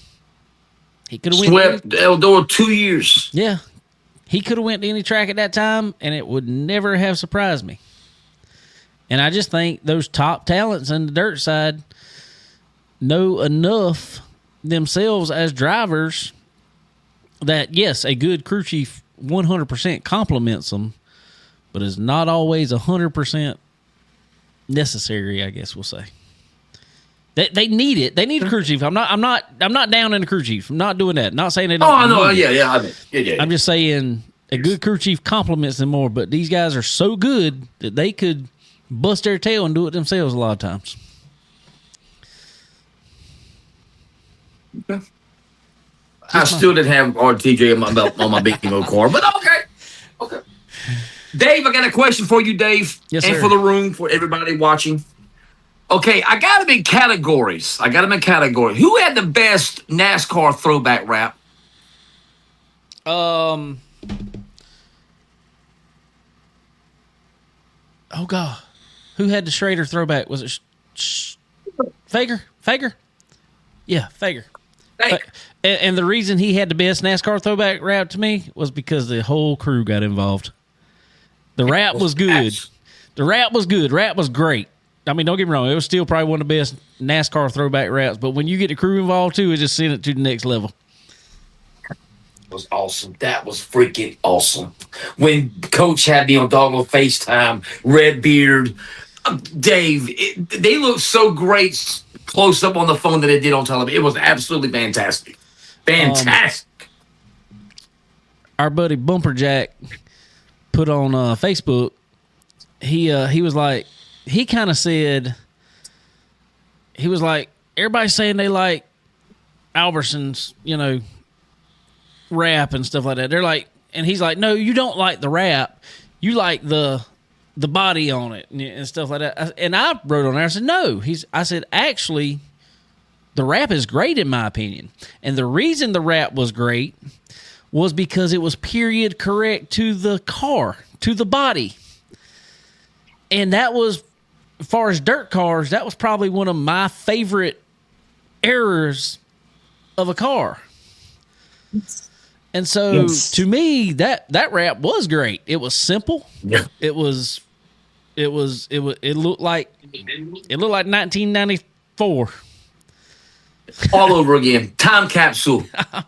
and it was. I don't know. I really liked it personally. And goes out there and destroys it first lap of hot laps. Oh my God. I mean, I was knock sitting in my stomach. Dick off. I was sick in my Imagine he stomach. just wanted to keep his car, and he just rode the bottom the whole race. Dude, It's the only car on the bottom. just knock the dick off. Oh my God. And like I tweeted out too, going back to Marler and everything, these crew guys, Mr. Loudy too, you guys, y'all don't get enough credit. Y'all really don't. Y'all put both of those cars back together, man. These crew guys absolutely are fantastic at what they do. It's a work of art, is what they do. 100%. I just want to give a shout out to every crew out there. Everybody was like with Marler, they're gonna need to put a rear clip on that car. I'm like, nah, you will a few tabs, put that tank back in there, and put a bumper bar over it. You're good to go. And guess what? That's what they did. I thought he was done. I thought he was done for the whole weekend. I really did. It took. I really did. In all actuality, it probably took more work getting the deck back on it than it did getting Probably the building tank the car. and everything back in it. Yeah. I thought he was done. I said, well, there goes Marler. And I'll be darned, he got that doggone thing back together, man. That was absolutely fantastic. Way to go, crew. I had to weld a front bumper back on at Florence Motor Speedway for somebody that decided to nose their truck into the wall in qualifying this year. Really? Oh, yeah. Who was the driver, Dave? Wasn't Mr. Dave, was it? No, it was not Dave. No, Okay. it was not David. No, it was. Okay, it was somebody else. Okay. Whew. How long did it take you to do that, Good Dave? old Brian Hicks. Well, we had about I don't know, there's probably about 10 people down there working on it. I had somebody doing something. They pulled the bumper off. We bent it as much as we could, pulled it off. I welded it. And I told it. Now, let me tell you about this welding job. I don't claim to be the best welder in the world. I do not claim to be. I can weld. I do not claim to be the best welder in the world. We ain't cleaned nothing up. This something gonna still have paint and everything else on it. So I'm having to burn through the paint before I could really even start welding. I told him after I got it on, I said, look, it's holding on. Don't touch I wouldn't hit nobody. Wow. I wouldn't hit anybody. Do you know he ran the rest of the year almost like that until the last couple races before he finally put another bumper on it? Oh. Way to go, Dave. Who was that again? Brian Hicks? Yeah. Doc. Wow. So your welding job got him through halfway through about 3/4 of the way through the season. Pretty much. I still told him, I was like, I wouldn't hit nobody with that. You lose the bumper. Yeah, I think the next day I'll probably redoing it. You know what I mean? No offense to you, Dave. No. It wasn't Oh, me at all. I man. told him, I said, it'll get you through the night, but that's about it. Wow, that is crazy, Dave. God, where's your tech guy? Well, my actually, God. what happened was, if we picked about it, I think he ended up winning that night. I want to say he ended up winning that night. And I said, you better put a bumper on. He said, I ain't touching nothing. I said, okay. He won? Yeah, he like set second the first lap of qualifying and then come around and nosed it in the wall.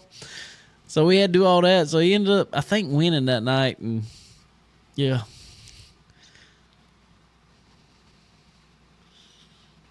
Yeah. So anyway. What? Let's go on with Dome stuff. So who did you think, since you said that, who did you think had the best overall rap? Why you do this to me, Dave? Best Because there were overall. so many good ones. There was a rap. pile of good ones. And I ain't saying that you saying any of them's bad by no means. I'm just saying who was your favorite? I gotta. I love Carson Ferguson with a stroke of race. Yeah. That's my second favorite all-time race movie. Six Pack, #1, by the way. Yes. Stroke of Race. You can't find it anywhere, but they underrated. That is a great movie. It was. Best overall rap. Hoffman was nice. Chris Simpson, the Bush Latte.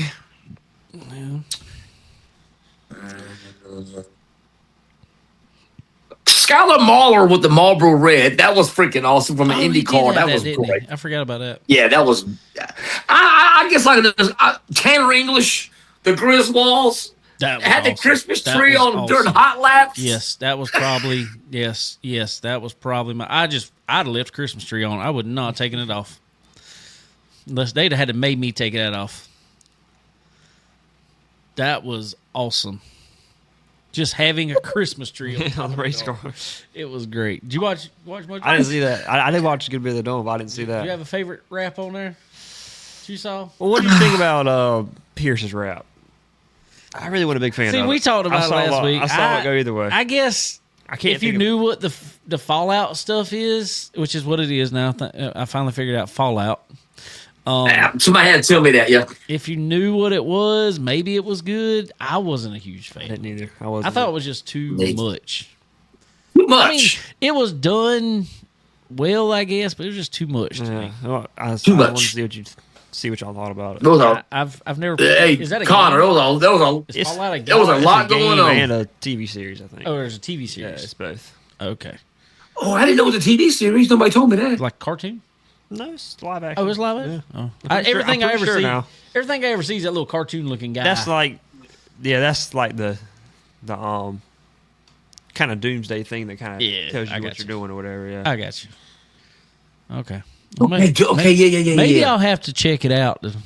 Then maybe I've never I'll seen think it. different other car, yeah. but I don't know.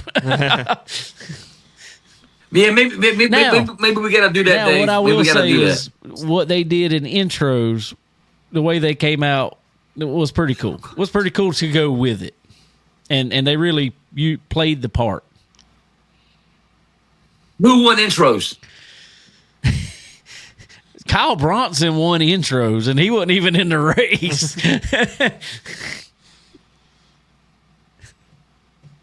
Hey, I laughed so hard on that. Oh my god, I laughed so hard. That was freaking awesome. I was not expecting that. I was like, why is there a table right there? And that was awesome.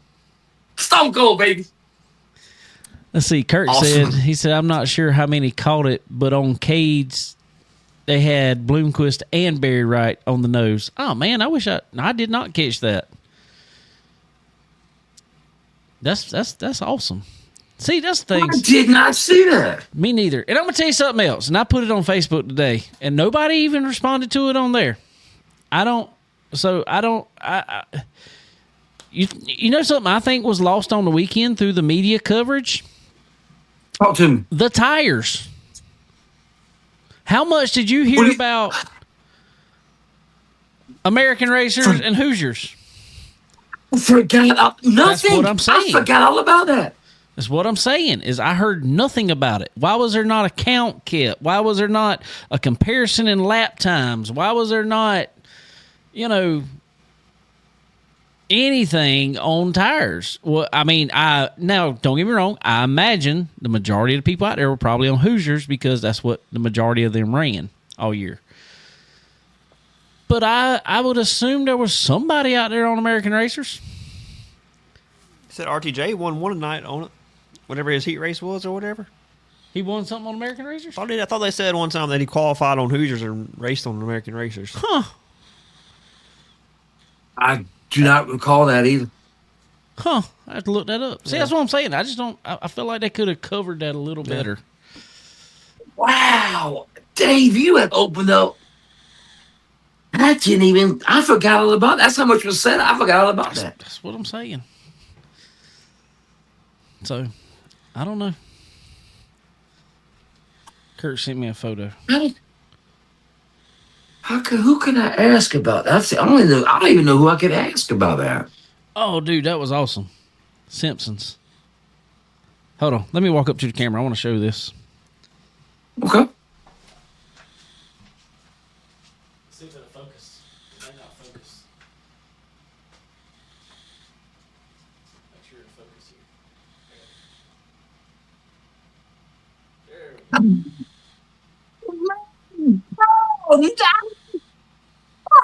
Didn't even see that on TV. Did not see that on TV. I ain't either. Oh my God, that's awesome. What's that? Barry with the suspenders. That is freaking awesome. That is awesome. Yeah, they need to show Nobody that did. No, didn't even see that. I'll be darned. Well, you got 150 cars there. It's really hard to get all these guys TV time. You know what I mean? It's tough. Well, it is, but man, they got such long Track prep. track prep. They should have. That's what they should do is have a camera walking through the pit showing all this. Have a drone. I thought about that too, Dave. At least have the drone go through there Yes. during a break, doing a fish repair or something. You can have the drone go through there. How cool would that be? It'd be awesome. I mean, these guys need it, especially. I don't know. Like I said, I feel like they. Oh, I feel like, and that's not. Man, that's just. I feel like sometimes. Don't get me wrong. I like all the guys at Flow Racing. Don't get me wrong. I like all those guys. I really do. But I feel like Flow Racing just puts too much sometimes on them just talking nonstop. And when we could be having a camera, like I said, down in the pits walking by, and okay, let's talk about wraps. We can talk still, but let's focus more on, what's been going on, down there, especially on the first day. Yes, sir. Dave. Do you remember last year? Remember last year, Ben and Ruben were exchanging blows? Yes, I do. Remember that?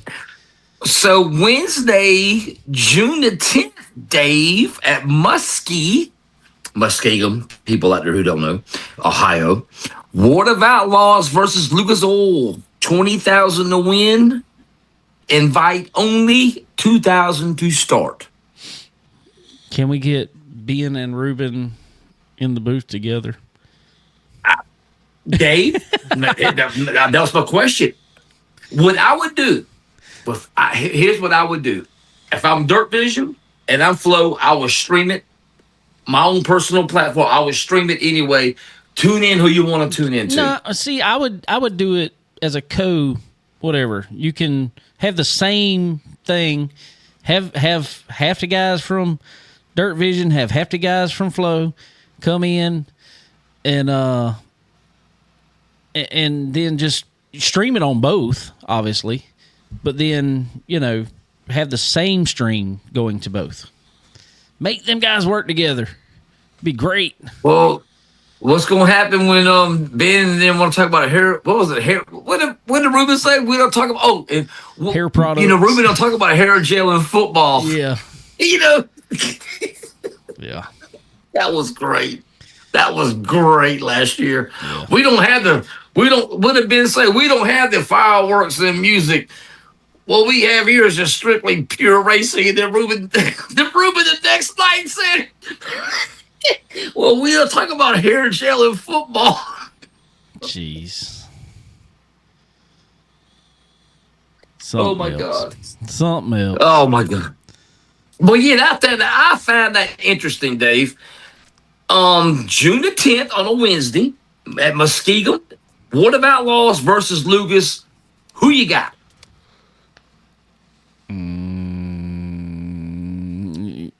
Are you saying? Because I imagine they could probably put up some kind of point deal, where it's Lucas Oil guys against the World Outlaw guys. No, this is whoever wins. This is bragging rights. Whoever wins. You're just saying person wise, who wins something like that. If he shows up, who you got? Who's gonna win? Who's gonna win? Bobby Pierce. Now, if you took average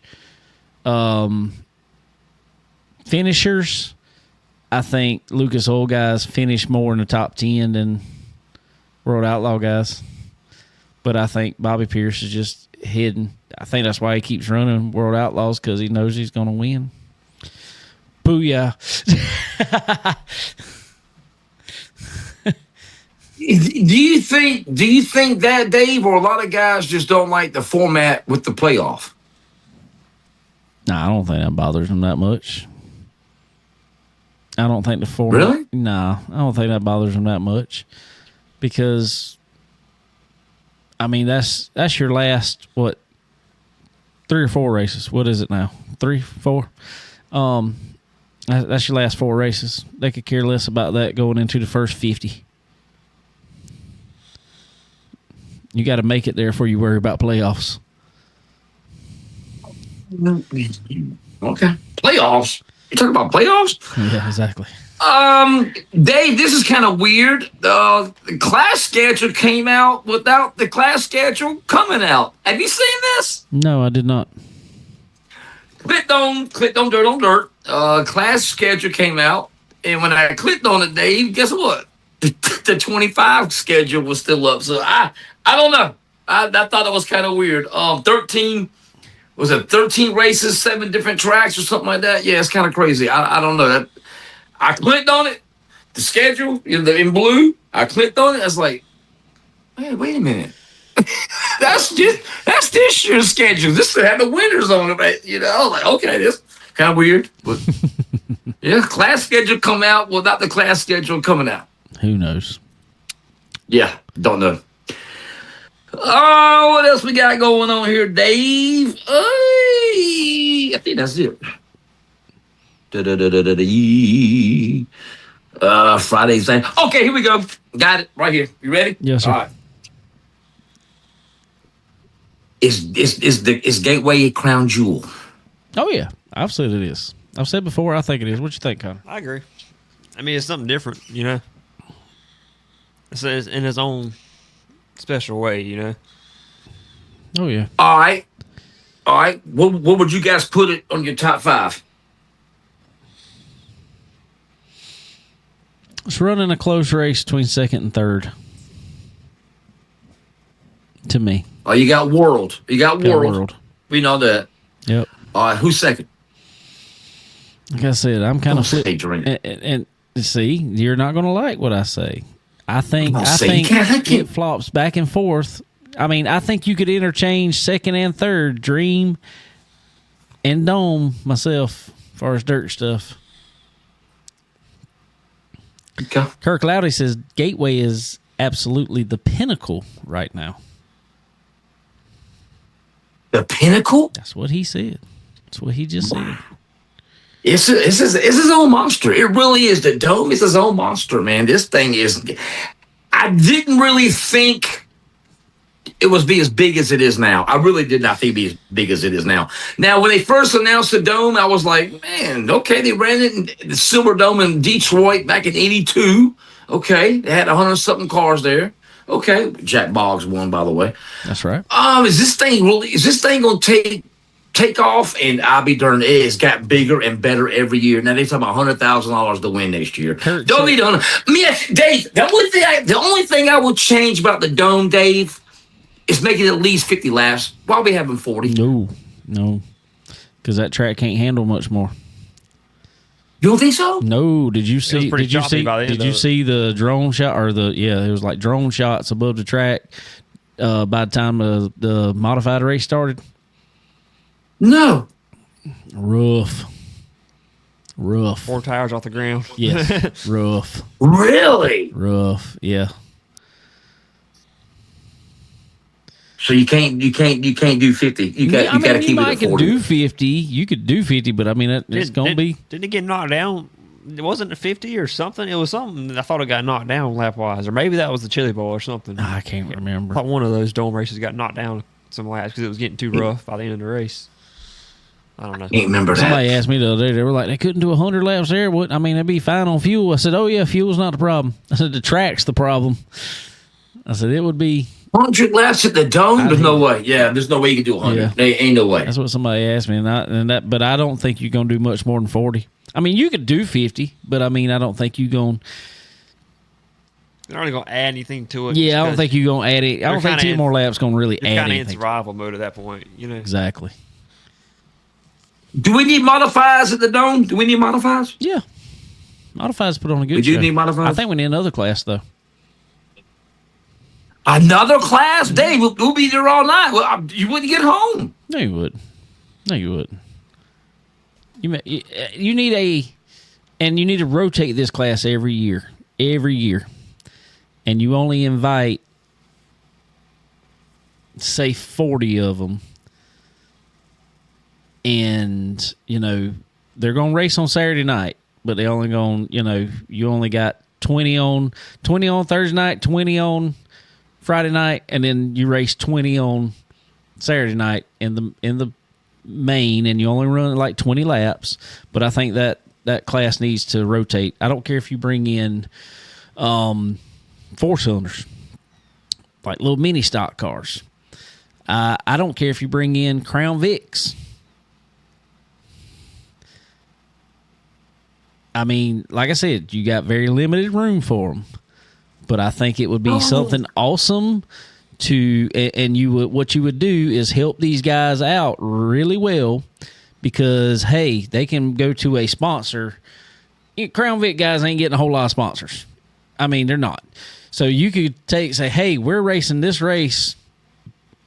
Can you help me out with $5,000? You'd get them boys more money than they've ever got to race.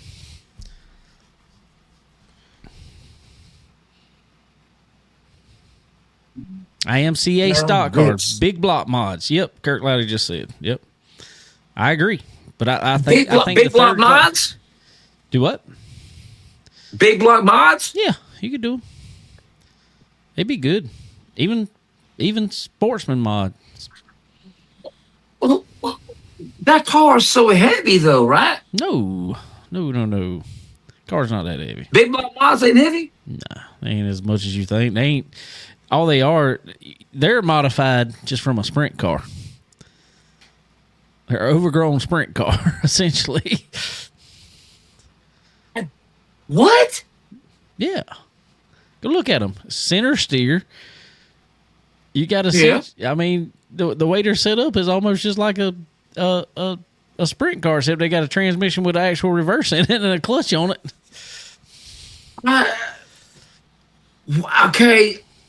I knew the center steer, but I didn't think I thought it was its own little monster. I didn't really think it was like a sprint car. They are, but there is some very. If you start looking at them, I didn't know that. I didn't think that either until I really started looking at Derek McGrew's.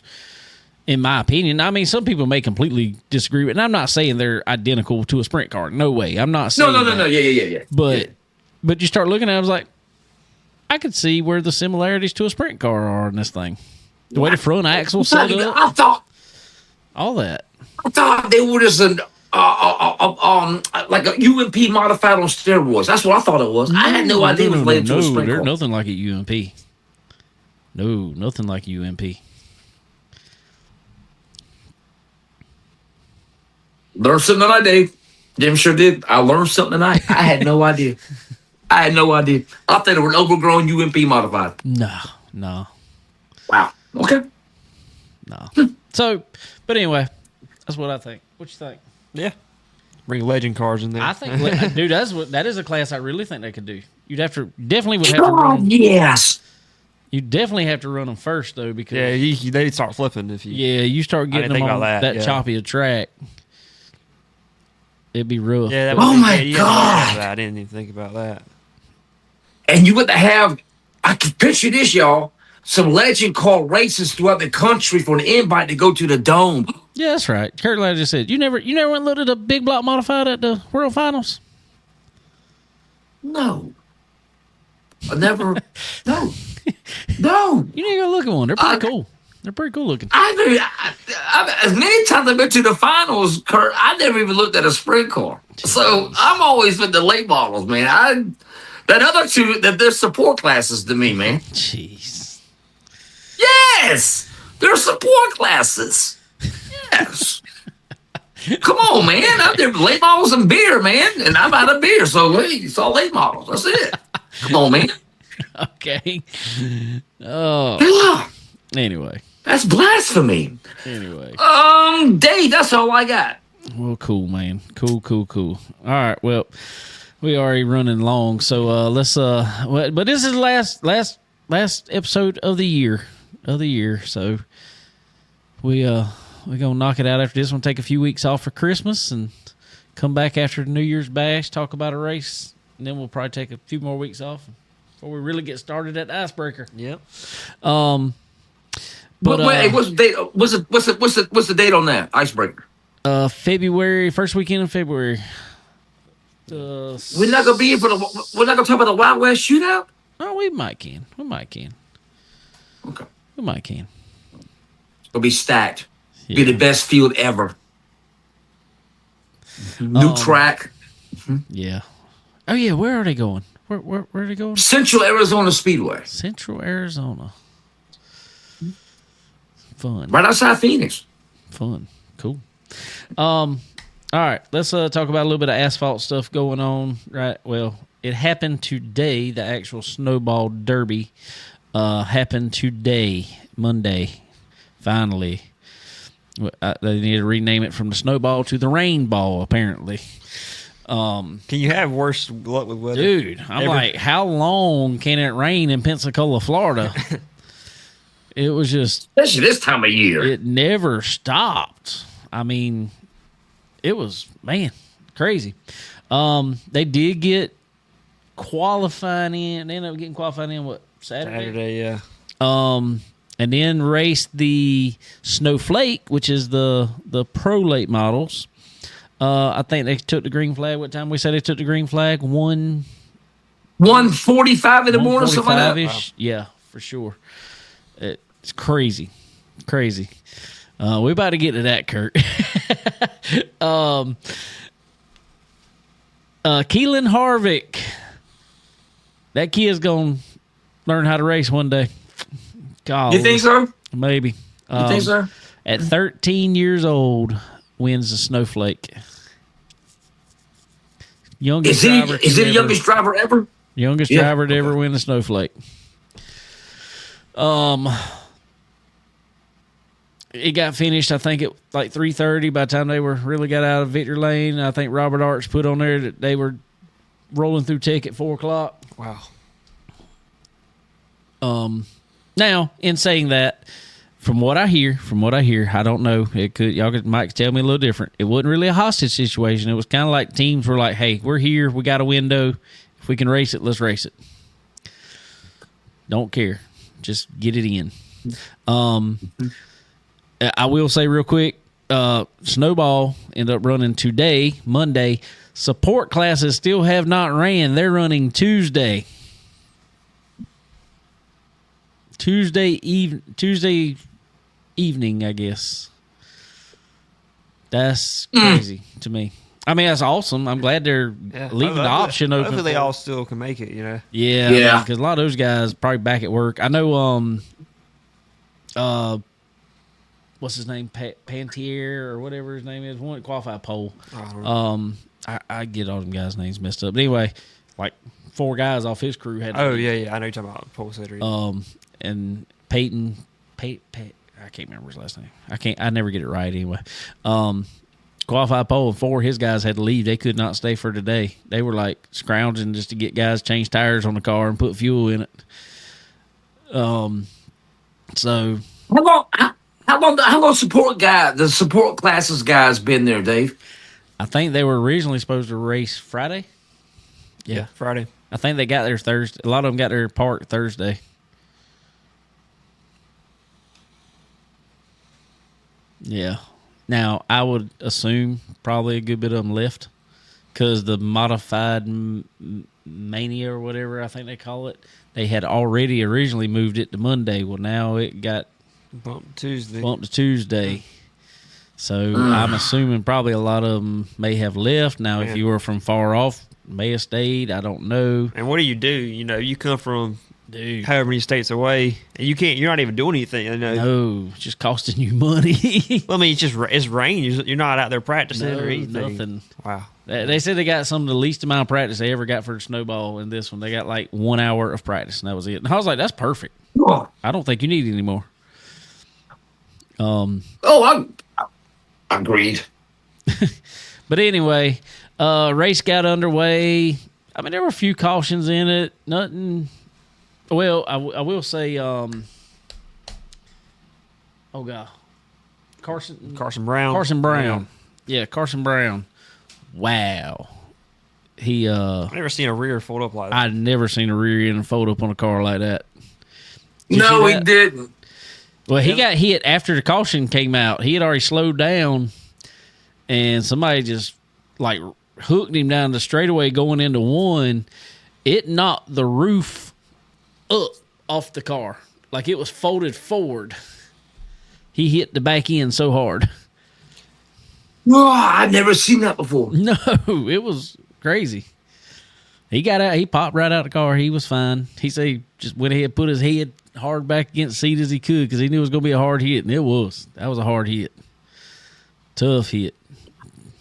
Carson. So, Carson. Your boy is not had a good go at it on the asphalt so far. He qualifies great. Gets caught up in everything somehow, though. Oh, my God.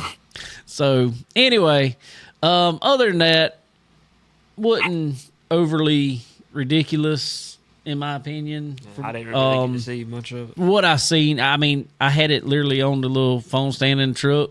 So every time I get back in from a service call today, I'd look and see what was going on. And from what I seen, was not ridiculous.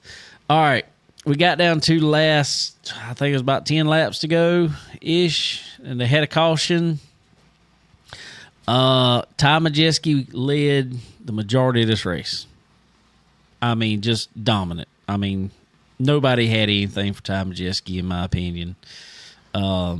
He just had a car that could have won. All right, and in typical Snowball fashion, we couldn't have a race without some big-time drama. Kirk Loudy says Majeski got screwed. I tend to somewhat agree with you, Kirk, for the simple fact. All right, let me tell you what happened. Let me set the stage here. They got a line in the center of 3 and 4. That's not the start line. That's just a line.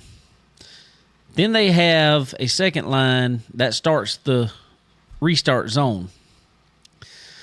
What they tell them apparently in the drivers meeting is at that first line, pick up your pace. Then when you get to the restart zone, go. Well, that leaves a little bit of gray area in my opinion. So what Ty Majeski said was first there was a restart. They called it back. You get a quote unquote mulligan. You get a warning. But he said he knew he jumped that start. He said, "Oh yeah, I jumped that start." He said they were telling me because they listened to radios there. It's really funny. I mean, Yeah, that was interesting to hear. yeah. It's kind of like NASCAR where you can scan the radios. They're doing that down there, and he said Stephen Nasse was saying like pretty much he was going to jump him to see if he got by with it because he knew he had to get in front of him. It was the only possible chance he had. So Ty made sure that wasn't going to happen, and he went ahead and jumped it himself. On that first start, they called it back. Fine. The second start, in my opinion, I don't know. You'd have to look at throttle traces and everything else, but I don't think none of that's hooked up on a super late model. When they got to the line, the first line, it looked like Majeski picked up his pace, and when they got to the start zone, he was on it. To me, it looked more like Nasse just didn't go, almost. And if that is the rule, or it's not really a rule, it is just what they tell them. If that is what they tell them, and you just don't go pick up the pace as much as the guy at that line, it's going to make him look like he jumped like crazy. To me. I don't know. I mean, we've dealt with some of the stuff. What do you think? I don't know why you have a zone and don't use it. You know, Right. Why are you? Because that was a big zone. Big. I mean, that's one of the longest restart zones Yes. I've kind of seen.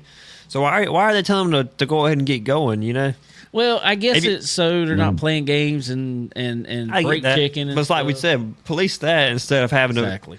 to. If you tell them you got to hold the speed, you can pretty well tell when they go. Right. If you tell them to pick it up a little bit, it gets a lot harder to see when they go. So I agree. What like you- you said, I think he went a hair early, but it's so hard to tell.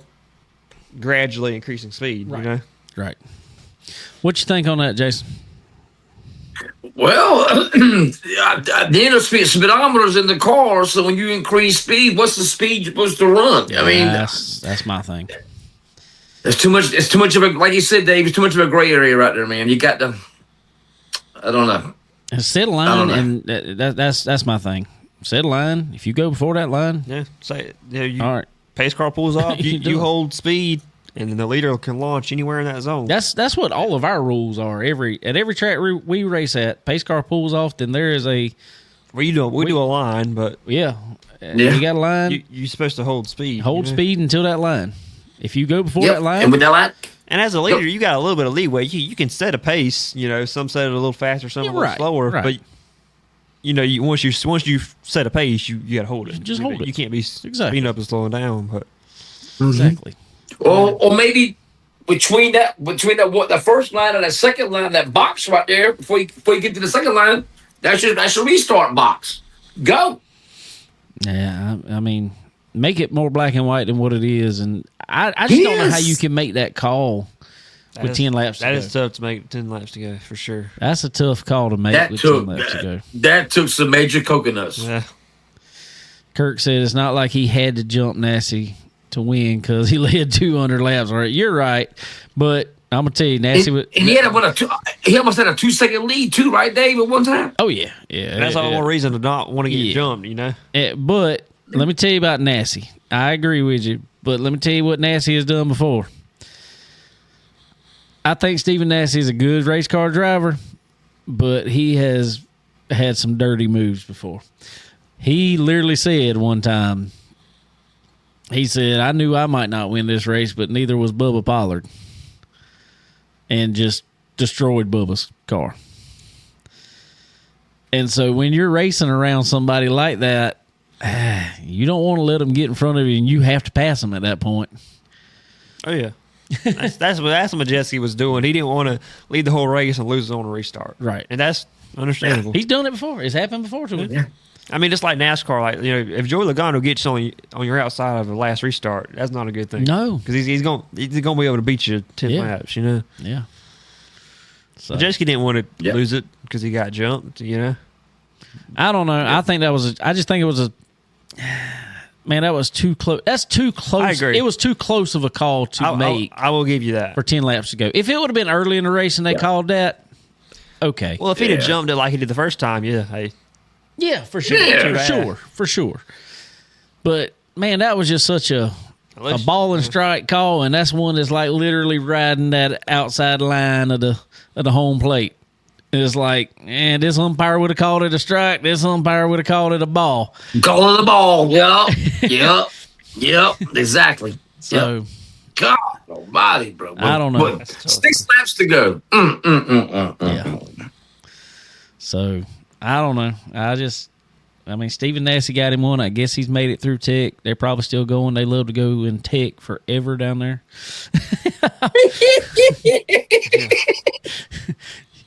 You might know 3 In the days wee later who hours. actually won. Yeah. There you go. That's right. Yeah. Other than that, that's about it. Far as asphalt side. Only other thing is, and I'm not a legal expert enough to tell you. Do we still got the trial going on between 2311 Front Row Motorsports and NASCAR?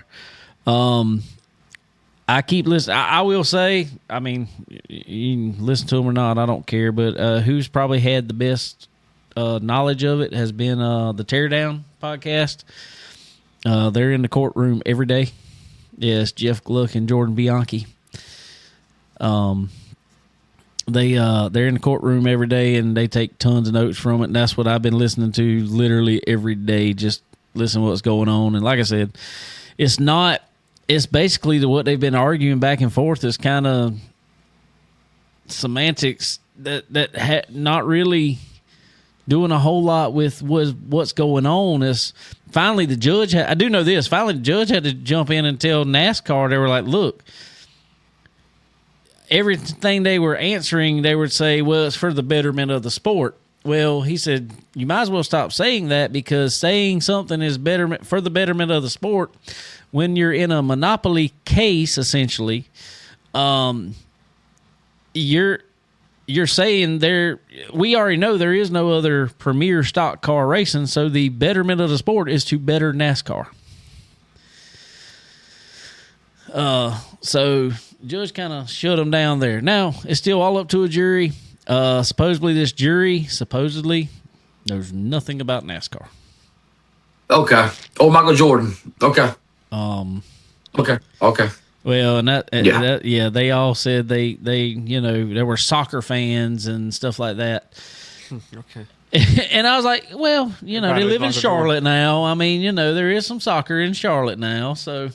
Well, I mean, everybody knows Michael Jordan. That's what I said too. I'm like, come on. But hey, Who don't, right? Have you I wish I listened knew much enough to about know it? which side to pick. It's just so hard to sit. I'll put it this way: the judge keeps telling them over and over, and he even told them Friday that he said if I were either side, he said I know y'all would have a lot of time well spent this weekend sitting in a room together. Basically, what he was telling them is, I would suggest y'all settle. Yeah. That's true. This would sound like to me. That's what it sounds like to me. That's exactly what it was. I mean, he's telling them their best bet is going to be settle. Somebody's gonna get their feelings hurt. Well, and that's the thing is, like I told Jason last week, is like I don't think there is because I'm gonna tell you this is the thing about it, and there's a legal expert that was on the teardown, and she was talking about it. She said, it is possible that quote unquote 2311 and Front Row Motorsports wins this trial, and they still don't have a charter. Because there's nothing to say that NASCAR has to sell them a charter back. So, at that point, again, who wins? Nobody. I mean, you might get some money back, and that's what it says. You're going to get your, 2311 is basically suing for, I think it was like $240 million, give or take. Okay, you won your $240 million, but you might as well just take that and head on to the house because you're not going to race as a chartered You ain't car gonna make any anymore. money. Or it could come, there may not be any charters by the end of it. See, that's okay. That's what I was. Okay. And NASCAR said straight out that if there was ever a split, that they would shut it down before it happened. So you think we're gonna see the end of the charter now, Dave? What's that? You think we're gonna see the end of the charter now? We can go. We can go back to privateering like we were talking about last week. I don't think so because the teams want the charters. Yeah. Teams want the charters Why do you want charter? Why? to guarantee them to be in the race. The guarantee. Well, they and the guarantee money. It gives you value if you're Well, team too. Yes, exactly. That way, if you What? do decide to sell, you could sell the charter. Yes, there is something of value because take it like this. Okay, take it like this. What year did the next gen come out? The Carter in now. That was 22. 22. Okay, say 2021. You were a NASCAR car owner.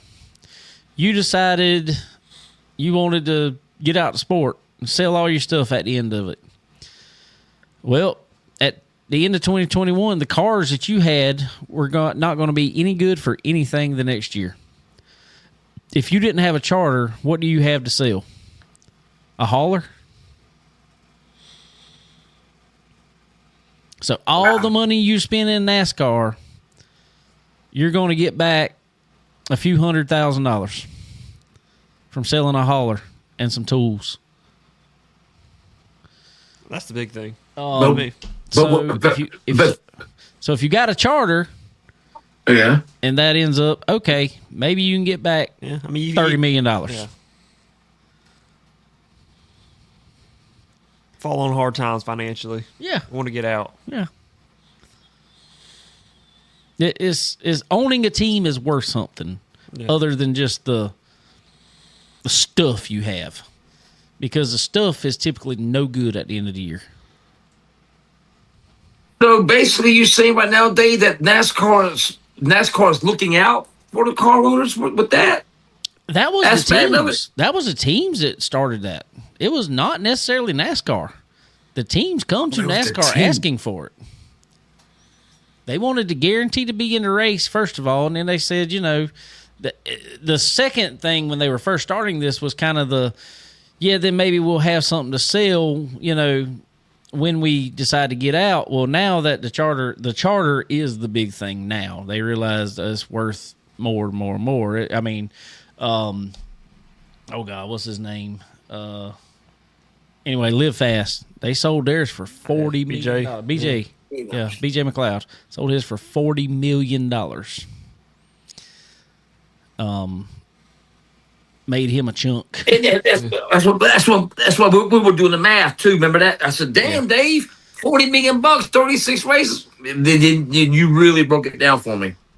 So, Dave, here's what I'm really throwing off at. How do you put a price tag on a charter? How do you know how much it's worth? Like, 40 million. How come we can't be 75 million? It's worth the market value. It's worth whatever they'll pay you for. It's worth the market value. How much is crab legs worth? go to Krabby, read that stuff, man. go to Krabby Mike's and see what they charging this week. That's how much they're worth. How much is I got you. how much is a steak at Longhorn Steakhouse worth? Whatever they're charging. If you're willing About to pay $5. it. That's It's what I'm worth about saying. $5. You're not willing to pay it. Another guy may be willing to pay it. That may be his favorite thing in the world. There's somebody. What they say? There's always a sucker. People buy anything. That's the old motto too. People buy anything. They will. And if it is your dream, and there is some people out there, if it's your dream to own a NASCAR Cup team, and there's a price tag.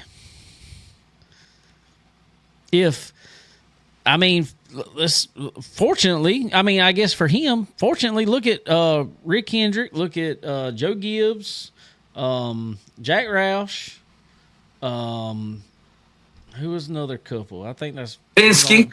Yeah, Penske. Yeah, look at them. They were given their charters. They're sitting on a gold mine that didn't cost them a dime. Now, are they ever going to get rid of them? Probably not. Probably not. Because as long as they have those charters, it's steadily making that company money. Because they're selling sponsorships off of guaranteeing they're going to be in a race.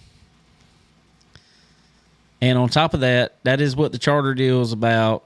So much money off of the TV revenue, so much off of, just so many little things. There's like I said, I would go back. If anybody really wants to know all the ins and outs of it, the Teardown has done a great job with the ins and outs of it. That's what I've been listening to kind of get my, I will say, as of right now, the way they set it up, Judge told them to hurry it up. They pretty much had they allotted 10 days for this trial. So 10 days would be up Friday. I don't think they're going to be done. I don't think they're going to be done. I figure it's going to go into next week. But I personally think, as far as like, if you just say in trial, who's going to win or lose the trial, the way it's looking to me, or sounding like anyway, NASCAR's kind of on the losing side right now. But what does that loss look like? That is what I don't understand yet. I don't understand what a loss for NASCAR in this trial is going to look like, what it's going to change, if it's going to change anything. They may have to pay 2311 and front row X amount of dollars, and still nothing changes. How much is the other however any other team signed the charter agreement? Exactly. You can't have.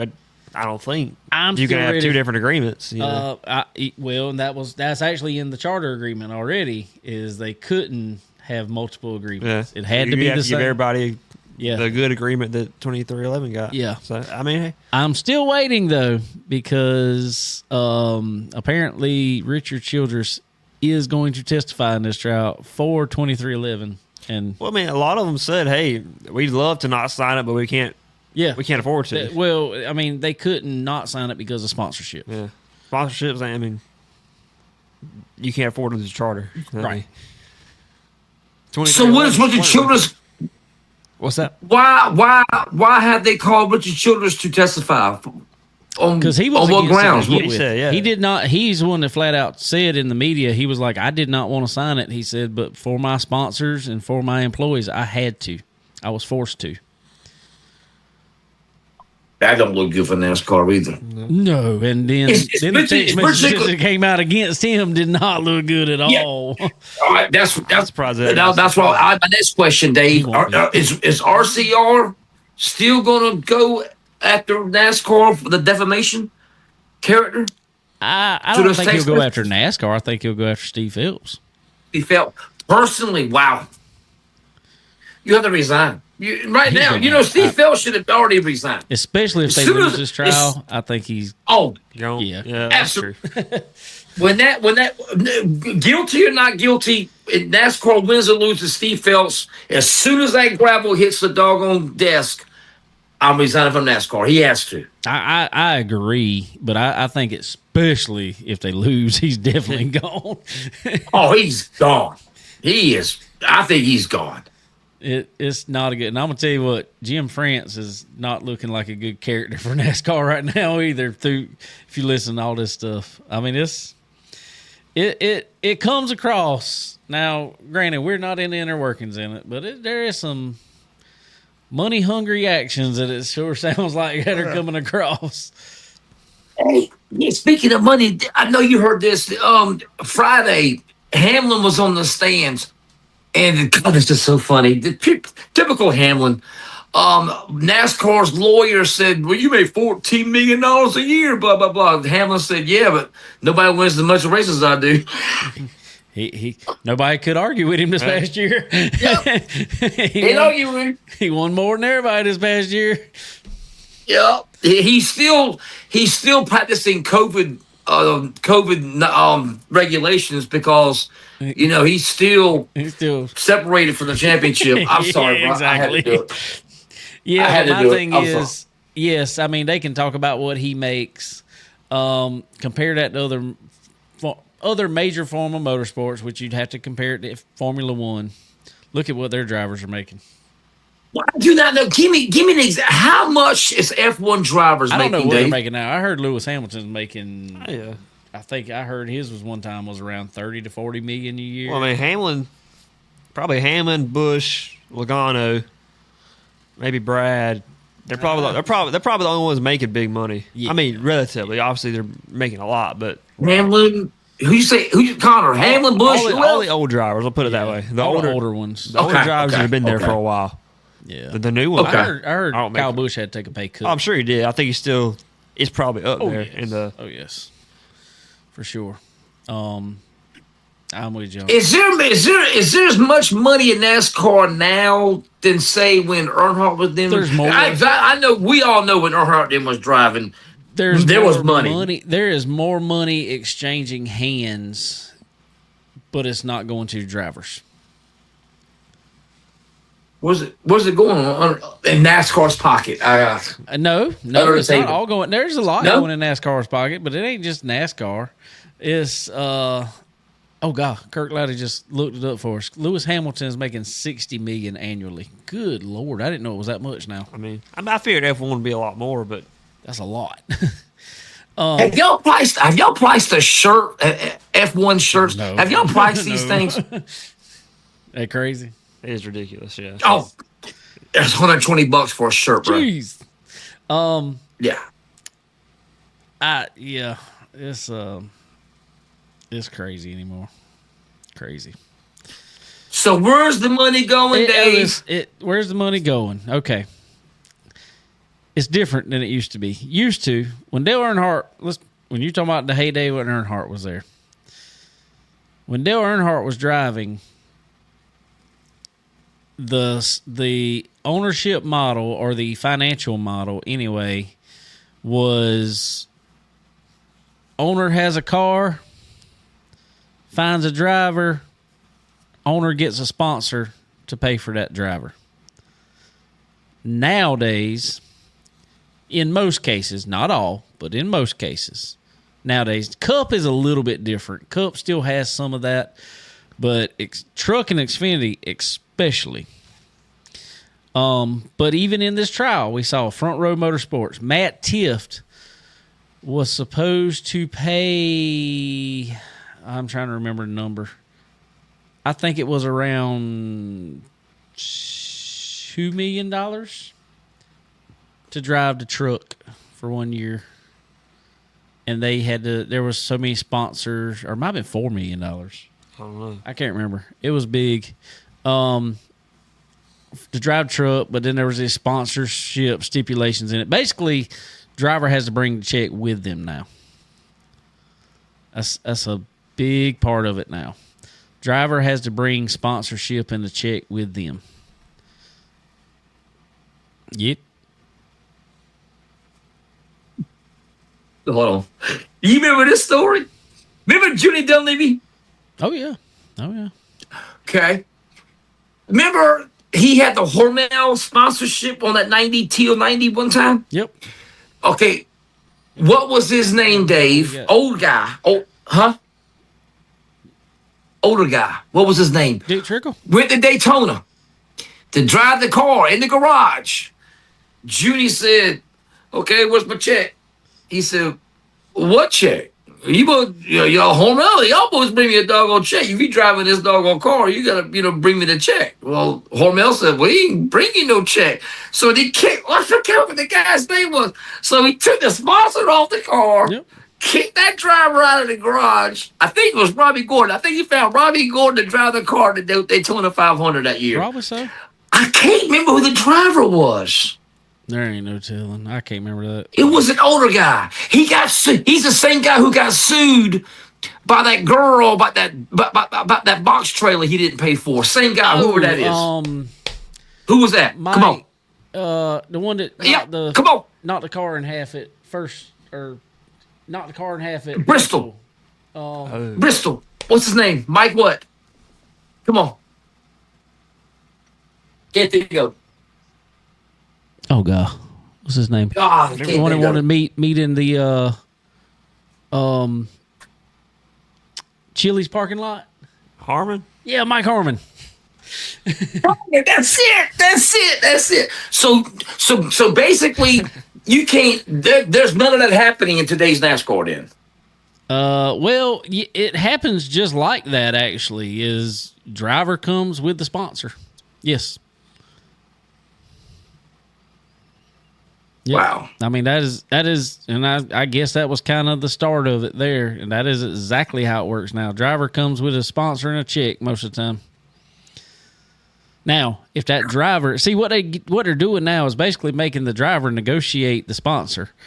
So if that driver can negotiate $20 million out of his sponsor, and it only costs him 10, well, then the driver gets $10 million to race.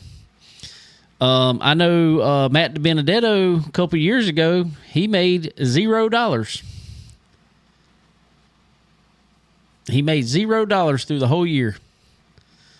He negotiated the sponsor and he got just enough money to race the car. God. Oh my God. Yeah, so there's a lot of guys doing that. I mean, you'd be surprised the number of that now. Like somebody just said, or who said that? Kurt? Yeah. Suarez has to buy his ride. Exactly. All of them have to buy their rides now. Suarez does? He's changing rides too, right? He's going Spire? I think so, yeah. I think Spire. Yeah, I think Spire. Being the 7, yeah. Yeah. So. Wow. Anyway. Insane, bro. That's Anyway, insane, bro. Well, we have gone really long tonight. Really, really, really long. Oh, one more thing, Yes, Dave. sir. Where do you see this going? What's going to be the outcome, Dave? What do you think? I Deep don't down. know. That's what I'm still confused about. Is like I said, I think I think, based off of what I've seen so far, I think NASCAR is technically going to, quote unquote, lose the case. But I don't know what that means. I don't know if that means, hey, we got to rewrite everything. Hey, we're losing charters. Because I'm going to tell you, if all of a sudden they come out and say, hey, we're taking the charter system away, I think you're going to see a bunch of teams gone. If they lose now, I think what that will do will open up for another stock car series being able to run. And that's not going to happen instantly, but I think you could see it possibly happening. If they lose, if they take charters away, I think you could see the Childresses, the I don't know, the Childresses, maybe Penske with being he's got IndyCar stuff now. I think you could, especially all the smaller teams. All those, I think you could see something happening possibly with Dale just said Captain Kirk keeping y'all boys straight on here. For sure. He always does. Yeah. We love it. So Dave, do you remember we had the Champ Series and IRL? We going to have the same thing, you think? NASCAR said they would fold if that ever happened. That's what they said. Because that got brought up. And NASCAR said they would fold before that, or they would shut it down before that happens. So I don't know. We'll see. I figure in about a week or so we'll know. The most probable thing Before is Christmas? nothing will change. Oh yeah, it'll be before Christmas. Before Christmas, okay. Wow. Okay. Well, keep me in the loop, man. Keep me in the loop because this will be our last show. Keep me in the loop with that. We will for sure. I'll be posting some stuff. So, Connor, what you got coming up? I don't know, man. Christmas. You plan on running the bash? I really don't know. We ain't decided yet. You got any? Are they running trucks? Nope. No truck running. I don't know. We're on the fence about it. We'll see. I talked to Chad today. He told me one time they didn't know. Now he said, I think that's the plan to go run it now. I'll probably be out there. I'll probably be out there. All right, man. Awesome. So what's your plans for the next few weeks there, Jason? Stay warm, stay dry, and give every Christmas. Good luck. And Merry Christmas to everybody watching and y'all too, all right? For sure. So, we appreciate everybody that has watched this year and hung out with us. All of our guests that have been on. Appreciate you filling in like none other all year long there, Jason. Glad to have Connor back in the house tonight. Yes, I'm going to call the Dairy Association tomorrow, Connor. So good. Yeah. I'm not going to sue you for it. I'm not going to be NASCAR. I'm not going to sue stop you. That APB there. yeah, exactly. Exactly. Well, good deal. Well, I think I've got I'm trying to think. We got a little cookout over here at the house. Mom and Dad's here Saturday. We got our Christmas singing, I guess we'll call it. Christmas night of worship at church Sunday night that I got to go do a bunch of stuff with and get all the band ready and stuff. We got practice for that Thursday night, and after that we'll just be getting ready for Christmas. Yes, sir. Dave, excuse me, Dave. I also want to say this too, Dave. Coming up on 1 year to doing this, Dave, and I was very skeptical when you asked me to do this. You know this. I was like, man, you sure you got the right guy to do this? But I just want to thank you for the opportunity for doing this, Dave, and I've had a blast. And it's good to, meet you and, and everything, talking with you. Oh, for sure, man. Well, I greatly appreciate it. Greatly appreciate all the help this year and greatly appreciate all the input and all that for sure, man. It's been great. It's been fun. And been fun. We'll be back at it in 2026. Let's do the thing. All right, everybody. Appreciate everybody watching this year. Hope y'all all have a great Christmas, great New Year. We'll be back to talk with you, and God bless you all. Yeah, God bless y'all. Be good, Dave. Bye, Connor. Later.